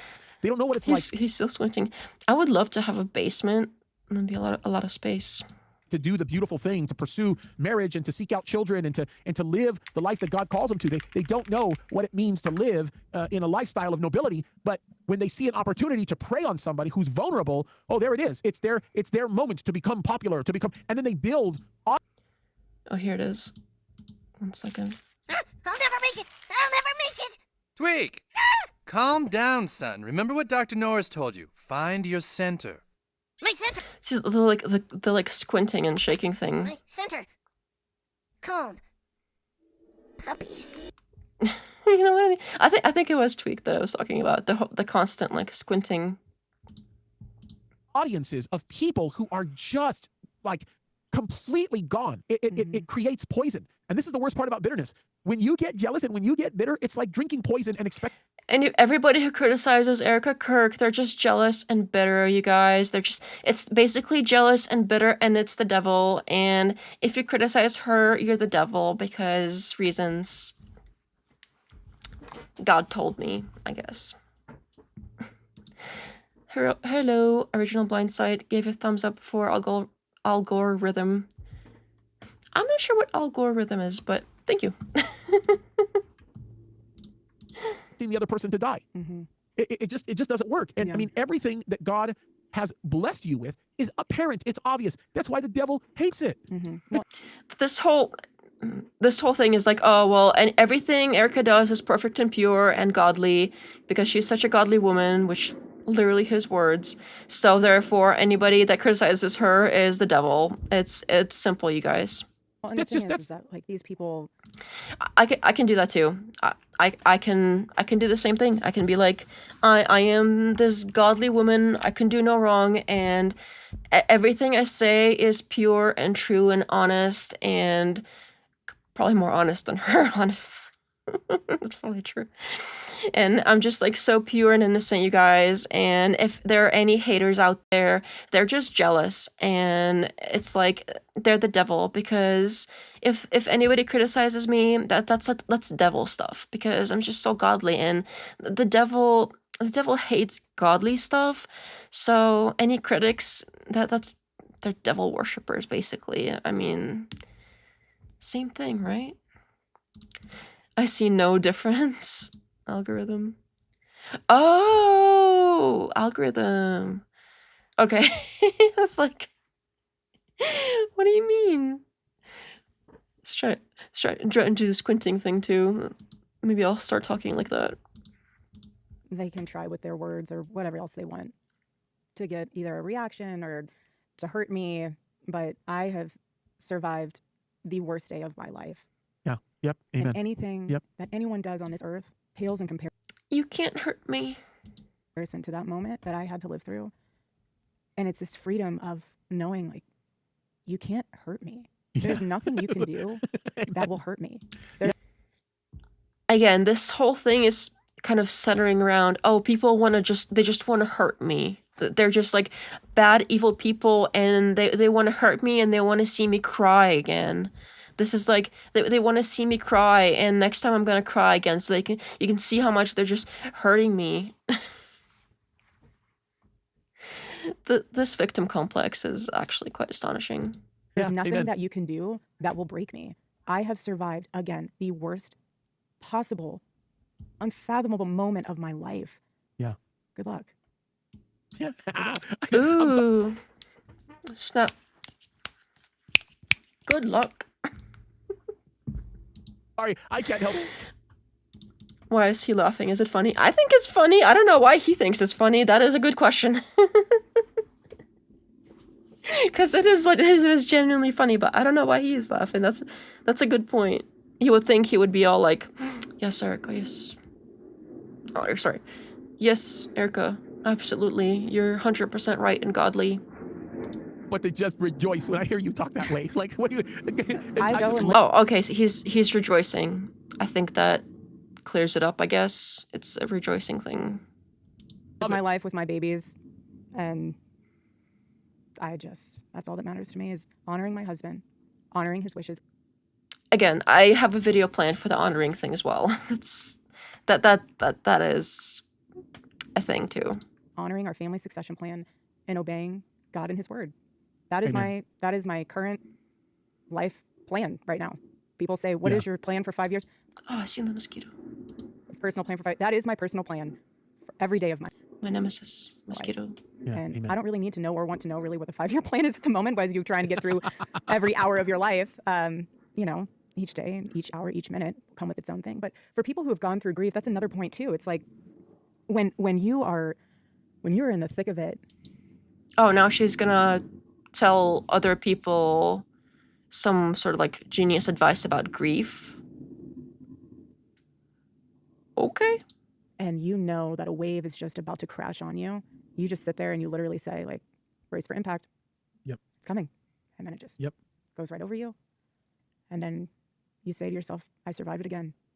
And it just, sure, you dry off, but you get back up and you know that God has you. Freaking mosquito. Every time, I think it's attracted to the lights too. And again, he's not going to leave you. I mean, for those of you who are going through some extremely hard moments in your life, do not ever once think that God will forsake you, because he won't. Amen. Amen. He won't. Amen. Amen. You're a living testimony of it. And it's been amazing to see that there are lots of people that are not going to hell because of the faithfulness of your husband and your faithfulness. Glory to God. She's literally Jesus, you guys. She is saving people left and right. So many people are not going to hell because she's like so godly and good, and she's doing God's work, and she's basically Jesus. I feel he's a bit into impressing her. Yeah, I'm not sure what exactly their relationship is, but he does seem like very, very, like, she can do no wrong. It's so amazing. And like, everything she says is just so profound and amazing and beautiful and unique and special, and like it's a bit creepy. In a superficial world where people care about superficial things, it's really refreshing to see what I believe. Yes, all those other superficial people out there, not that she's like that at all. It's all those other people. She's like so godly. To be one of the sweetest hearts, you and Charlie, just amazing. My sister was recalling the day that we all met, and her looking at you and going, holy smokes, this girl is beautiful and she has all the cool stuff. You know, like, that's what she said. And normally when that happens, like, my sister will automatically turn off, like, oh, that's got to be What is all the cool stuff? What does that mean? What stuff? That's got to be a fake. Yeah, you can read right through it. You can read right through people when they're not being transparent or authentic. Yes, you can read right through people. That's why most people are looking at this chick and they're like, something is off. Yes, exactly, lady. People are looking at this and they're like, it doesn't add up. Especially when you have that ability, it's very easy. Oh yeah, and that's what she expected to see. See, just doing it again. When she just, like, her first glance at you and she said, my goodness, I just looked at her and I just said, they're very rare. They're very rare. Like her, they're very rare. What an exceptional. My sister knew it. Like right away, she knew it. You remember? It was love at first sight, apparently. His sister and Erika Kirk, I guess, apparently.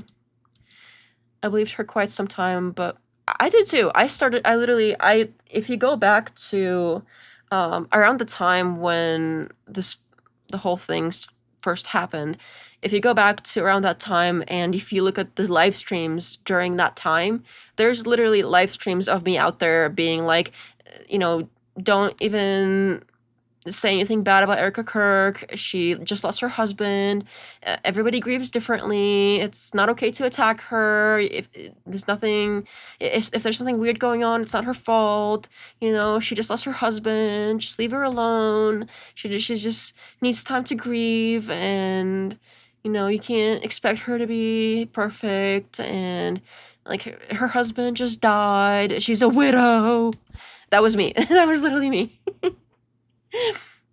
But when she lied about her body count, I just laughed. Jesse on Fire called her pro. And I laughed again. A perfect long game. Honey Trap Secret Agent. When did she say something about her body count? I'm interested into like where that happened. I don't think I remember seeing her talking about that. But I do wonder, because I know some people that are cosplaying this like trad lifestyle and acting all like, oh, we're so like conservative and whatever. They will say like the minimum possible number they can get away with. Like if they had kids with 3 different fathers, they'll say, oh, it was 3. Like the minimum possible they can get away with. Or like if it was obvious that they dated somebody for a long time and it's well known, they'd be like, oh, well, it was just that one person. Like, okay. It's just exactly the count that you basically can't get away with lying about. That's exactly, okay, sure.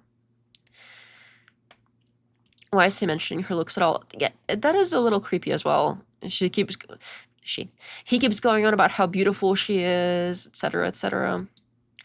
She said she didn't date for 5 years before Charlie. Yeah, that was also something that I mentioned previously, but I'm not sure if she meant like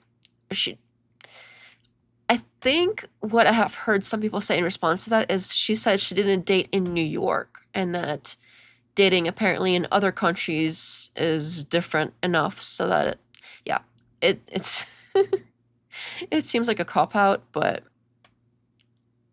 she very obviously dated. And it's even weird to lie about it now because there's so much evidence that she has spent her entire life trying to jump under every light, like in front of every camera, trying to publish everything about herself she possibly can. And now it's like she's pretending none of that happened. Like, you can't spend your entire life jumping in front of every camera and talking to everybody about yourself and then being like, oh, well, I was, like, totally not dating anyone, even though there's a ton of evidence of that. I don't know. It's weird. It's weird how people can sort of lie to them, maybe to themselves, but mostly to others. I told Charlie, dude, what are you waiting for? Bro, you're nuts. Marry her. I love it. I love that man so much. Yeah. Okay, so it's his fault that this happened. Interesting. Some great memories, just reminiscing on some of those moments and how God has just blessed us. Amen. In the midst of it all, and he's given us so much, and there is still this amazing legacy that's being left, and how people's lives are still being dramatically and radically changed. I mean, you can't. Okay, that's his audio, not mine. Right now, I'm behind. I was just thinking, I haven't seen many mosquitoes in Illinois this year, and then my first day in Minnesota today, I get swarmed. Oh no. I don't know where it's coming from, but you would think like mosquitoes don't have that long of a lifespan, and it's not like there's a ton. It's just like there's one in here in this room, and I get bit at night, and every time I try to get it, I can't get it. I don't know why. And then I'll see it like pass by, and then I'll try to get it. I can't get it. I don't know what it is, but there's some kind of like super mosquito here that lives forever. It's like some kind of like vampire mosquito situation. I don't know exactly what it's about, but it really likes me. You can't ask for better. All right. Let me see if You I know, can. I think the one thing Charlie would be blessed with, I think there'd be a lot of things that would really hurt him if he knew what was going on. But the one thing that he'd be really blessed with more than anything. I agree. I think if Charlie knew that his widow was acting the way she's acting, I think he would also be very upset with what's going on. Don't come to Florida. I've been to Florida. It's so humid and mosquito-y there. It is insane. But yeah, I've been to Florida a few times. Def not resisting the mosquitoes. They do really like me. Okay, I think this is pretty much almost over. Let me get the other video. By his bride and by his children. Amen. I think it would be like, wow. I know. You know, I got a really sweet message from his parents because I go see them next week. And I love them. They're great people. They're so sweet. I adore them. Today's his mom's birthday, by the way. Oh, I got to send her a text. Yeah, it's her birthday. Yeah. And they were just like, we are so proud of you. And it means everything. I love it. Yeah. So sweet. All of us feel that way. We're all very proud, and we're all thankful to what God has given us in you, and the fact that, praise God, you're safe and you're still here and you're with us. And I know that's been a journey, you know, keeping you safe. That's been tough, but God's been faithful. And you know, until He returns, you know, we need you active and in serving Him. And I think that God is doing that. He's been blessing all of us through your faithfulness, and I can't wait to see how the babies are going to turn out. I tell you what, well, you know, my son's he's still a little young, but he's all boy. My daughter is a spicy little meatball. I love it. Mine are too. Yeah, it's so my babies are like, wow. I love it. And I love it. They have their opinions. They have their thoughts. It's just amazing. It's amazing to see. Wow, it's amazing. Children have thoughts and opinions. Duh? What? A discreet mesquite? I love that. You need a bat rather than a parrot. Oh, you know, that's probably true, because I do...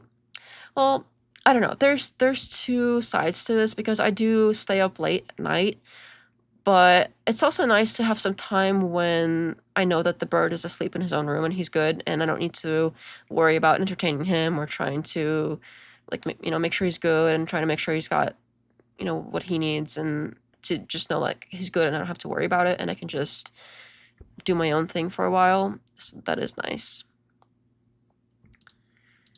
Is this over yet? And grow up and know that that's a piece of Charlie that's still on this earth, and I get to love on them and watch them.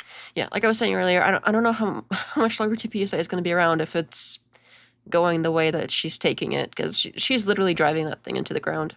Grow, and also there's times where I think to myself, like, sure, they're making, probably bringing in tons more cash from the big donors that Charlie was trying to get away from. So I don't know how much honoring Charlie they're doing with that, but I'll save that for the video. The honoring thing. But yeah, it's, as far as donors and money, sure, you might get more of that temporarily, but what really makes TPUSA a powerful entity is not necessarily how much money it has, but how much influence it has with people, especially younger people. And she is losing that influence, especially with the younger crowd, like, probably on a daily basis. I would not be surprised if on a daily basis somebody younger that was in TPUSA either before what happened to Charlie, or like maybe joined right after, because I know that there was, right after that event happened, people felt strongly about it. They started joining, which she was very excited about. How, oh my gosh, my husband got killed, and now all these people are joining this organization that I'm now running. I'm so popular, yay! I don't know if we all remember that. Those two calls, the one with the video call and then the audio one. We covered them before on the channel. But anyway, is this over yet? Doing little things like coloring or, you know, painting or playing with Legos, and I think to myself, like, I'm literally witnessing a little piece of mini Charlie in both of them as they're doing their little thing, as they're coloring or as they're explaining something. I'm like, I get to see him as slightly that age to some respect, and just, it's special to relive that with them. So anyways. It's true. Well, I love you. Thank you for everything. I love you too. Give my love to the family. Okay, let me pull up the debate thing. Let me switch a little bit so I can pull it up. And also, I want to see if I can pull up if I could find the super chat from last time, because it doesn't show it to me now. And I saw it before, but it's not showing up on the screen. I wish I could thank the person for sending it, but I don't see it anymore, which is frustrating. What makes a child a spicy meatball? I don't know. But again, like, the word spicy is weird to use in conjunction with children, with how people use it. Bats eat mosquitoes. That would be helpful. I would appreciate that. But then I would have bat shit everywhere. Although I heard bat guano is used as fertilizer, and I do have a garden, so a bat might be a pretty decent pet for me, honestly, now that you mention that. Oh, ew, she said love on them. I don't like that phrase, lol. Yeah, I've heard people use that. I'm not a huge fan of it either, but it's not like... I know that people do use it in an innocent way, but picturing it is a bit weird. It doesn't sound right. When you were 17, did you ever want to start a Romanian orphanage program? I mean, how does that happen? Yeah, I was certainly not doing anything remotely close to that when I was that age. Alright, let me get this video up. There's a fluff in here. There's always a fluff. I really do hope that maybe people can share the video if they like it, which whatever video it is, I have to start saying that, because I really do want to get to the goal, and then I could stop with the mask thing, because it is so frustrating sometimes, especially for long periods of time, to have to wear it, and it just gets annoying, and there's always a fluff in here, and like there's always like a fluff or like a hair or something, and it's like... But I've committed to it, so can't back out now. And now we all have to struggle together through it. Okay. Where's the link? Okay. I have it. And oh, it's like a redirect. That's weird. Let me just try this way. I shouldn't have to log in to just like paste the link in. That's weird. All right. There we go. And don't need this. Need this one.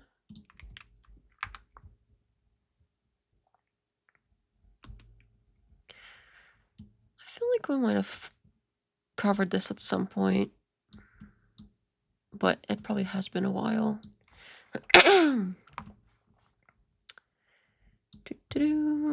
And let me get this one back here. I think that's probably okay. Yes, please, more subs. Just AI your face and we are free. That I have considered that, but I don't know, it'd be kind of disturbing seeing the screen with like a really like, I would have to like really do it a lot for it to be meaningful, and it would be so weird looking at the screen and seeing not myself saying stuff that I would say. I don't know, it just, I would find it off-putting, but that is an option. I think maybe if it starts taking too long to get there and I get really frustrated with it, I might have to do something else that doesn't involve a physical obstruction. All right. So this is... Oh, it must be one ending here. Okay. Yeah. This is re-examination with Andrew Wilson debating on Christianity provides an unchanging moral standard. I do wonder when the last one is going to come out, because it's been like a year now since this happened. So it's weird that they never released that last topic that Reexamination was saying that they still had, that they never released. All right. Are you aware of this book, The Case for Christian Nationalism by Stephen Wolfe? I am. Okay. What are your thoughts on it? So I didn't really go in depth in that book. Yeah. So, and by the way, it's in bad form, even if you have criticisms to critique somebody like that who's more on my side than not on my side. What? That makes no sense. It's bad form to critique somebody on my side. Well, so according to him, on page 120, he says, however, propositions do not and cannot. Also, I find it interesting that he was like, when he first saw the book and he was asked if he was familiar with it, he was like, yep. And instead of being like, oh yeah, I mean, I've heard of it, I haven't gotten far into it, he was immediately like, yep, full confidence. And then when he finally realized he was going to be asked questions about it, he had to hedge it a little bit, like, oh well, I don't really remember. Sort of a little bit. Serve the foundation for nations, even Christian propositions, what I think is absolutely fundamental and foundational. Now, What's I can a read proposition? So the proposition is an idea, like a value claim in terms. Yes. And it has to be true or false? Absolutely. Yeah. So in order to follow the laws of logic, it has to be true or false, right? Sure. One thing that I find really annoying is the whole laws of logic thing, because it's the same crowd constantly bringing them up. And I think you can have a perfectly valid debate without knowing like exactly the laws of logic, like which one is which, just by using them. Like you don't have to specifically define them in order to use them, because it's like in a common sense way. And I find it so annoying that a lot of times I'm not saying it's the case here, but a lot of times they will bring it up, and it's basically like him and all his little clones do it the same way. They'll be like, oh, well, do you know what the laws of logic are? Oh, well, name the 3 laws of logic. Oh, you don't know exactly what the 3 laws of logic are? Well, I know what the 3 laws of logic are. So because it has the laws of logic in the name, it's like totally so logical. And if you don't know, you don't even know what the 3 laws of logic are. And it's like when you say them, it sounds really simple and straightforward. It sounds common sense, which is why most people don't know that there's like, oh, it's the laws of logic. It's just common sense stuff. And because they define it in this particular way, they kind of use that to make you sound stupid. I've heard Wilson say that a few times. He doesn't like to critique allies because he says it makes his side weaker or whatever.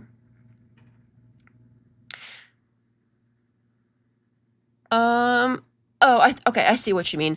But I think in this case, he's saying that Reexamination criticizing somebody that thinks similarly as Andrew is the thing that's not good for whatever reason. Like that's invalid or something. The 10 Commandments of Logic is a very good... All right. Okay. So if you're just talking about a baseline proposition, I would agree with that. Yeah, but what in the context of the entire book, what he's getting at is ethno-statism. He thinks that people and things, especially people and land, share a common identity, and then the more you spend time on that land, the more you have to do with it. In fact, That's a cool idea. That's in an ethno-state? No, it's a cool idea. An ethno-state's a cool idea? No, it's not an ethno-state that I said was a cool idea. It's a cool idea to think of a shared value structure which occurs over time between peoples and the land that they live on. Like, I don't know, the Native Americans. The Native Americans, for instance, come to mind. Yeah, I don't know how that's not a proposition, though, as opposed to... I thought he didn't like the Native Americans because he literally spent several debates going on about how they were doing all this, like, human sacrifices and other awful things, like really, really nasty stuff, honestly. Like, he does not have good things to say about natives. So now it's like this respectable, cool thing that they're doing when it's convenient, apparently. Being an ethno-state. So, for example, he says that self-mastery is not merely a control of our faculties and desires. It extends to things and places, an extension of our dominion. Just as we master our minds and our bodies with care and love, so do we too master the world with care and love. Out of this activity comes a sense of ownership, of own space, come to see the objects of our activity as images of ourselves, and we include them in our sphere of concern. One thing... I love Reexamination, but the one thing that I personally have trouble with is when people read and it's sort of like one long thing, and it's hard to follow because it's like it just seems like a lot of words, and if they're all like kind of one flat sentence, I don't really know what's being said, and if it kind of goes on for long enough, I tend to sort of tune out. It's probably not great to do. I should probably have a better attention span than that, but it's just kind of difficult to really get the idea really well when it's not sort of piecemeal explained in your own words for me personally. So I do have to admit that. Hey everyone, God bless, says Unapologetic Preacher. Hello, welcome back. Okay. Care about this? Why? Because what it comes down. I don't think Andrew understood it either, but he doesn't seem to want to admit it. That's kind of because that's that statement is very like, I don't know what you just said, but explain. Without saying, I don't understand what you just said, because he thinks that if he admits to not understanding something, it's going to make him look weak in front of all of his simps. Is he talks about how he says, to be sure, on 149, to be sure, I'm not saying that ethnic majorities today should work to rescind citizenship from ethnic minorities, though perhaps in some cases amicable ethnic separation along political lines is mutually desired. What I'm saying is in-group solidarity and right of difference along ethnic lines are necessary for the complete good in each of all, and therefore even in multinational civil arrangements like the United Kingdom, national distinctions must be prudently upheld, and each person ought to be, in normal circumstances, prefer their own people over others. But that's not a Christian ethic. You would agree that even though the book calls itself Christian nationalism, because it has ethnic lines that necessitate from some kind of vague moral appeal, that you would differentiate yourself from this kind of Christian nationalism. Do you know what the concept of economia is? Of economy? No, economia. No, go ahead. Yeah, so this would be the idea, especially in the Orthodox Church, but even Protestants follow it to a degree. If you're engaging, and I think that you would even agree that the apostles did this. If you're engaging in different cultures that have different cultural customs, you're not allowed to violate Christian ethics, right? But there are going to be some things which are going to be somewhat culturally shocking to you, or things like this which you have to adapt to as a Christian. You can't violate the ethical purview of your religion, right? But you can adapt to certain things. Like an easy example of this, let's take fasting. Fasting is something that Christians are instructed to do, at least in my church. Again, I didn't fully get what was being quoted, but it doesn't sound like this is exactly on point either. They are, right? But it's possible that they're inside of a culture where they tend to frown on you not eating at noon. It's like a cultural custom or something like this, and it has to be meat, let's say. So would you instruct the Christian then to break the fast? The answer is yes, right? For the purpose of economia. It's less important that you do the fast than it is for you to be able to preach Christianity in that culture, right? What does that have to do with dividing? I'm explaining it. So because of this, there could be... Yeah, that was what I was wondering. It doesn't seem like it was really on point to what was quoted there. The Steelman, hello, welcome back. Certain people groups, right, that live all over the world that do have incompatibilities with each other at the core level, right? So some of the core levels might be things like, I don't know, cannibalism. Do you think we should separate out diminutive groups who practice cannibalism, or possibly the age of consent at 10 years old, things like that? Lines. Yeah, but it could be if it is the case that group is an ethnicity, right? And this ethnicity in this particular place, ethnicity meaning not just race, could be nation, right? Could be tribe, could be things like this, which are accounted for ethnicity. It doesn't always have to include race. That there could be a separation of those groups for the good of everybody. There'll be a discussion of like actual practice of morality, but that has nothing to do with ethnicity and separating along ethnic lines. Yes, it does. No, it doesn't, because if I would say that would have to make an inherency argument. Do you think argument. Jews and Muslims should live together, or do you think it would cause...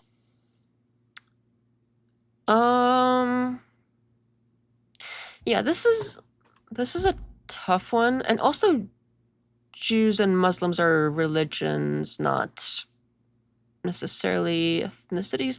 I know if you're Jewish, that can be also an ethnicity, but Islam is a religion, not an ethnicity, unless I'm missing something. That doesn't seem relevant.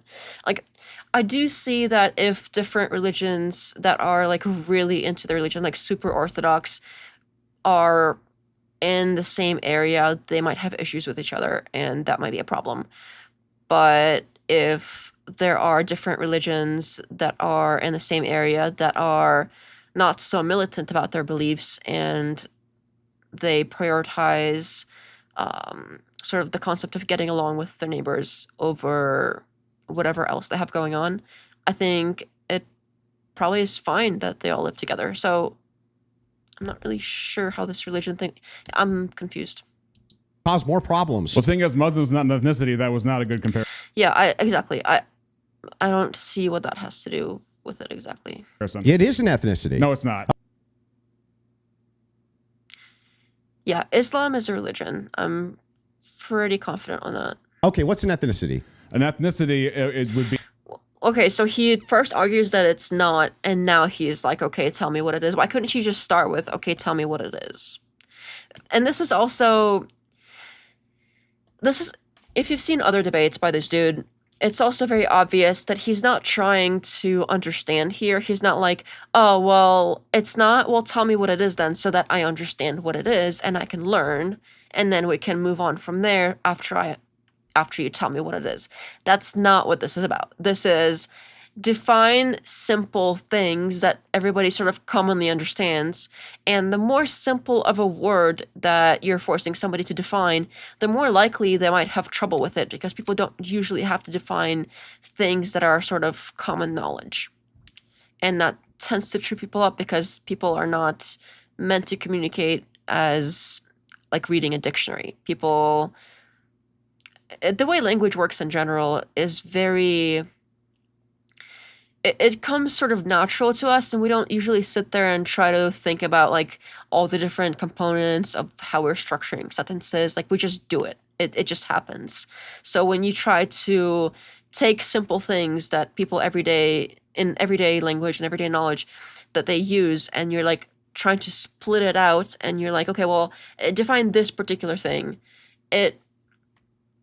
It's not that easy for people, so be like a sub. What I'm saying is it's a tactic. Culture group, and Muslims wouldn't fit into that because there's Indonesians and there's Saudi Arabians and there's Sunni and Shia, and they don't get along together. So ethnicity. We knew this already. So you're saying that ethnicity has to include race? I'm saying that ethnicity can include phenotype, and that's why it gets dicey. Okay, does it have to? Does it have to? Yeah. Necessarily, no. But that's but that's why I'm bringing this book. So then, what is? I actually don't know. I always presumed that anytime I hear ethnicity, it's related to race. I haven't heard of any ethnicities that are not related to race, so I'll look it up. So then what is ethnicity? Yeah, so ethnicity would have to do with a people group that actually, you know what? That is actually part of the trick of the book, because when he talks about ethnicity, he also includes bloodlines in here. In fact, that's one of the quotes in here. Let me see if I can find. So could there be that one. So could there be sects of Muslims then? If you don't consider Muslim itself, okay, so here, hang on. Let me finish the question. No, this is perfect. This answers Dude, your I'm question not going to let you filibuster this the entire time. Let me ask the question. I listened a lot about fasting and culture. Let me ask the question. All right. Go ahead. The question is simple. Could there be ethnicities then, by your definition? I mean, as you said, you don't. Yeah, it says it's a shared cultural identity. And it does include things like language, ancestry, traditions, religion, national origin, and common history, but it's not literally religion, because that's religion. We already have a word for that. So it seems like it's a combination of things. And they do overlap, but it's not exactly the same thing. People of the same race can have different ethnicities, but they share a racial category, but have just like a Black American and a Black Nigerian. They can have different ethnicities, but they share race. Okay, I mean, that's obvious. That makes sense. And you can share ethnicity. Hispanic/Latino is an ethnicity that spans multiple racial groups. Yeah, so that's kind of same with Islam. Like it's a religion. If it was the same thing as ethnicity, we would just call it ethnicity, not religion. We wouldn't even like have a word for the religion if this is like an all-encompassing. I don't know. it seems like there's more to it than just like this one thing. And it sounds like it's more of a combination of cultural and social characteristics, which religion would just be like one item. Again, it's like simple things that people use in everyday language that we sort of understand how to use it, but once you start like, oh well, define X, it gets kind of complicated because you're not used to defining it. You just use it. I don't think a religion can be an ethnicity in and of itself. Fine, I'll grant it. Where's the Christian ethnicities? Well, I think you could make. Yeah, I mean, if it was just that one thing, then we would not have a separate word. A claim, right? If you were to say that Christianity is a singular family, right, or it's all inclusive, everybody. Not that necessarily we wouldn't, but there wouldn't be a need for one. There are certain words that mean the same thing. Like that is a thing that happens, but I'm just saying we do distinguish between these things when we talk about it in common language. Well, sure. Yeah, that you can make an ethnic claim there. That's the point. The question though is when you're talking about separation of ethnicity, is it the case that you could have like a Muslim denomination, right, which is within the boundaries of only the confines of this state here, right, and only the Muslims here believe in, like, I don't know, they're Turkish, right, but this is a hypothetical Turkey where they just really hate Jews. Sure. They hate them. Sure. And Jews really. Yeah, that's fine. It sounds like it's a combination of things, including like a geographical area. Sure. Really hate those people. Yeah. Do you think that them living together is a good idea, or do you think that they could be separated? That again goes back to ideology and value points. That goes. And that's not really an easy answer, and it's by design not an easy answer. I think these things are really case by case basis. There are some people that really hate each other so much that they can't coexist, and there are other people that if they were to start coming together and learning about each other, they might realize that, hey, we're all people and we share all these other things, so maybe we don't really hate each other that much. So it depends on the situation. Just you two can have emojis that are words for now. Not that exciting, but they are a thing if you join as a member on YouTube. Thank you, Rick Nell. I can't say that word. Like I don't know how to pronounce it. Mohammedans. I want to say Mohammedans or Mohammedans. I try my best. Believe in subjection rather than the Christians' conversion. They don't mix well. Mark says because the culture of Islam is Arabic, he's making an attempt to say that Muslims are Arabic. Okay. I think I can see him trying to do that, but I think as we all understand, that's not necessarily the case. There are Muslims that are not Arabic. Quite a few. Back to proposition. So let me read. This is the concept. There are quite a few Muslims that are not Arabic.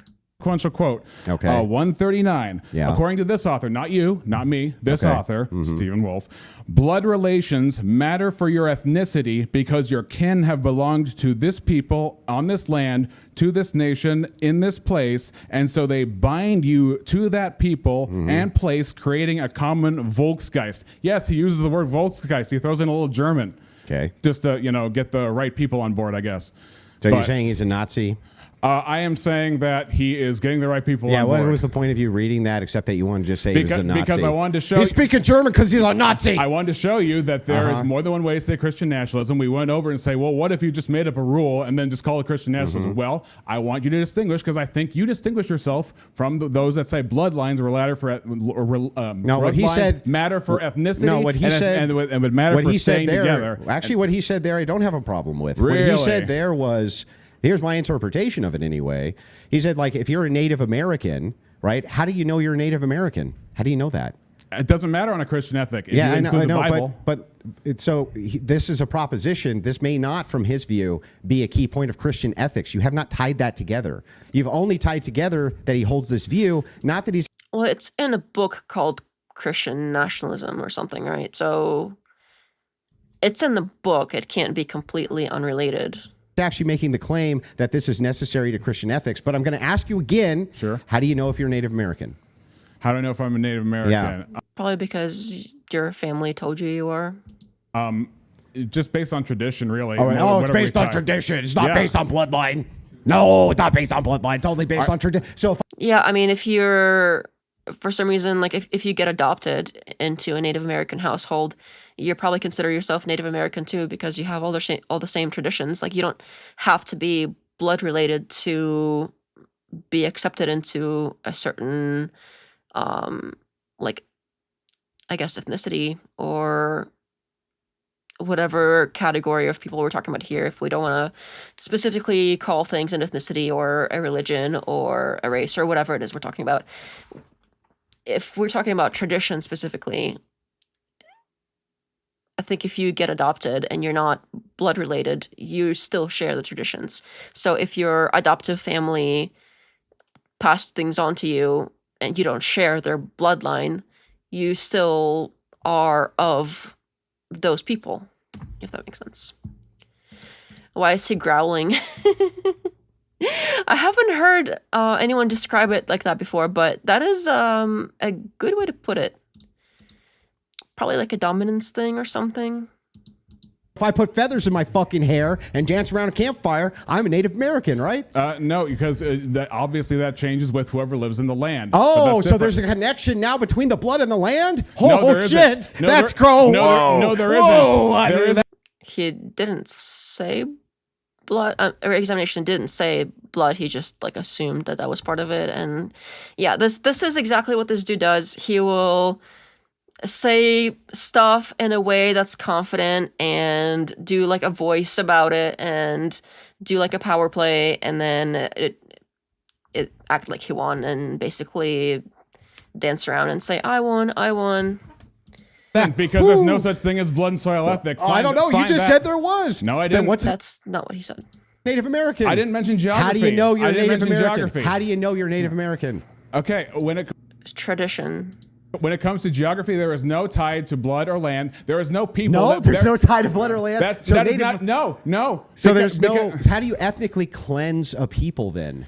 You don't ethnically cleanse the people and the land. There's no spiritual tie between geography and people, dude. So if we removed everybody from Palestine, which is what has been proposed by Israel, and took them out of Palestine and put them somewhere else, all the Palestinians claiming that that's ethnic cleansing and the UN are wrong.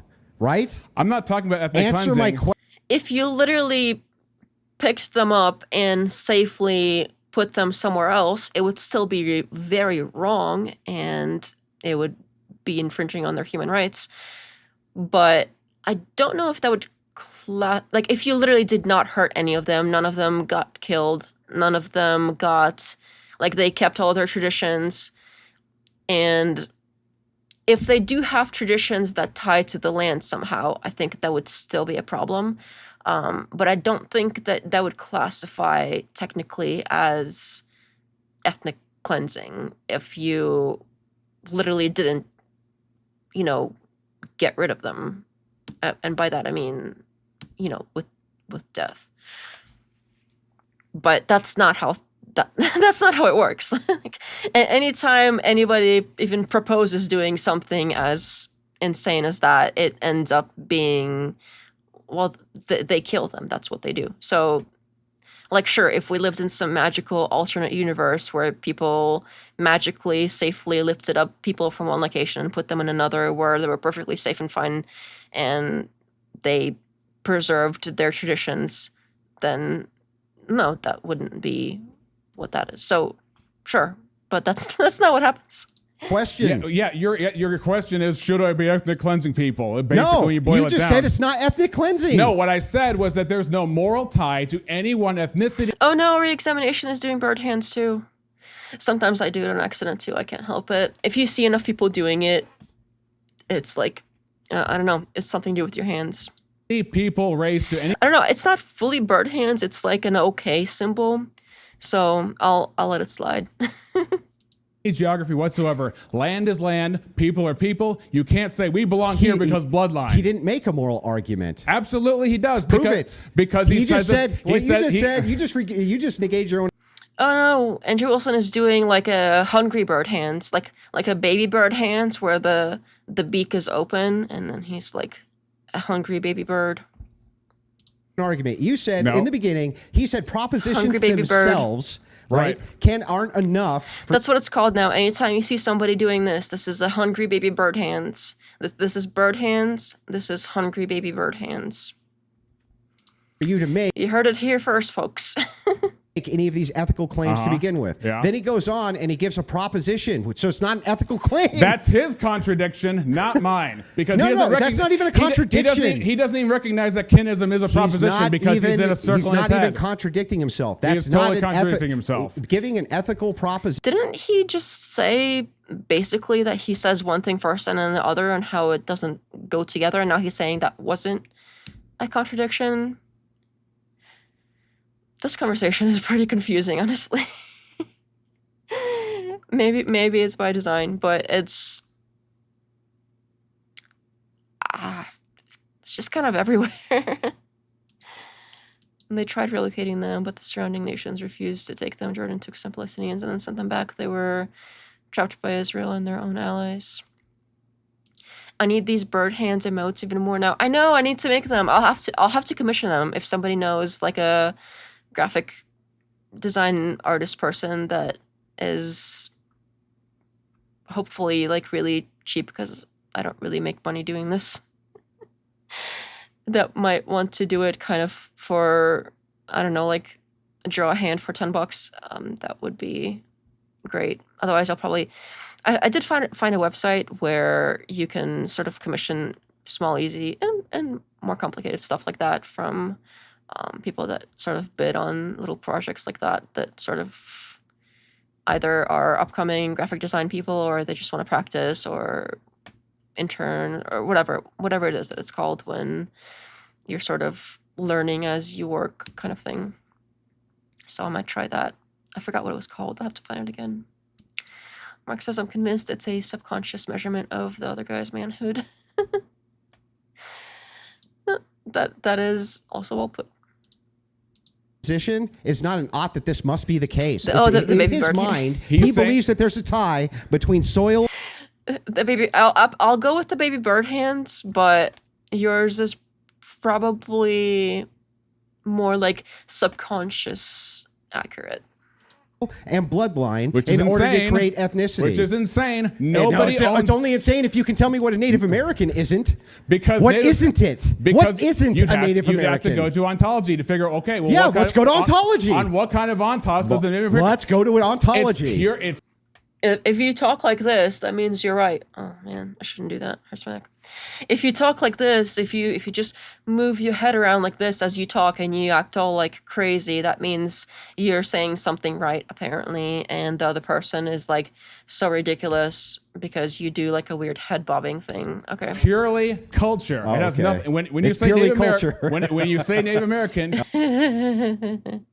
You're putting in a lot of baggage on here what people think about it, but when it comes to nations... I'll be sure to go tell all of the people that I want Indian benefits because I'm ontologically an Indian. They really did him dirty putting him in this like really tall stool with his like feet dangling off the floor.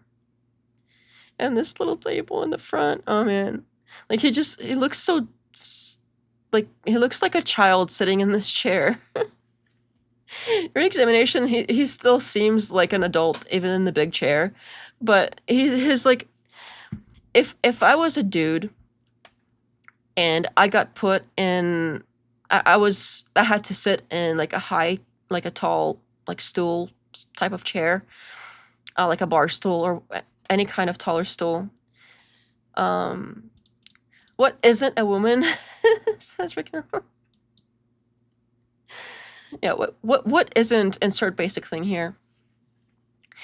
But again, if I was a dude and I had to sit in a chair that is tall like this and I was concerned about my masculinity, which he very much obviously is if you hear any of his other discussions or debates especially, I would certainly not sit there with my feet like dangling and like, you know, like doing this with I don't know if he's literally doing that, but I would not, like, my feet would not be dangling off the edge.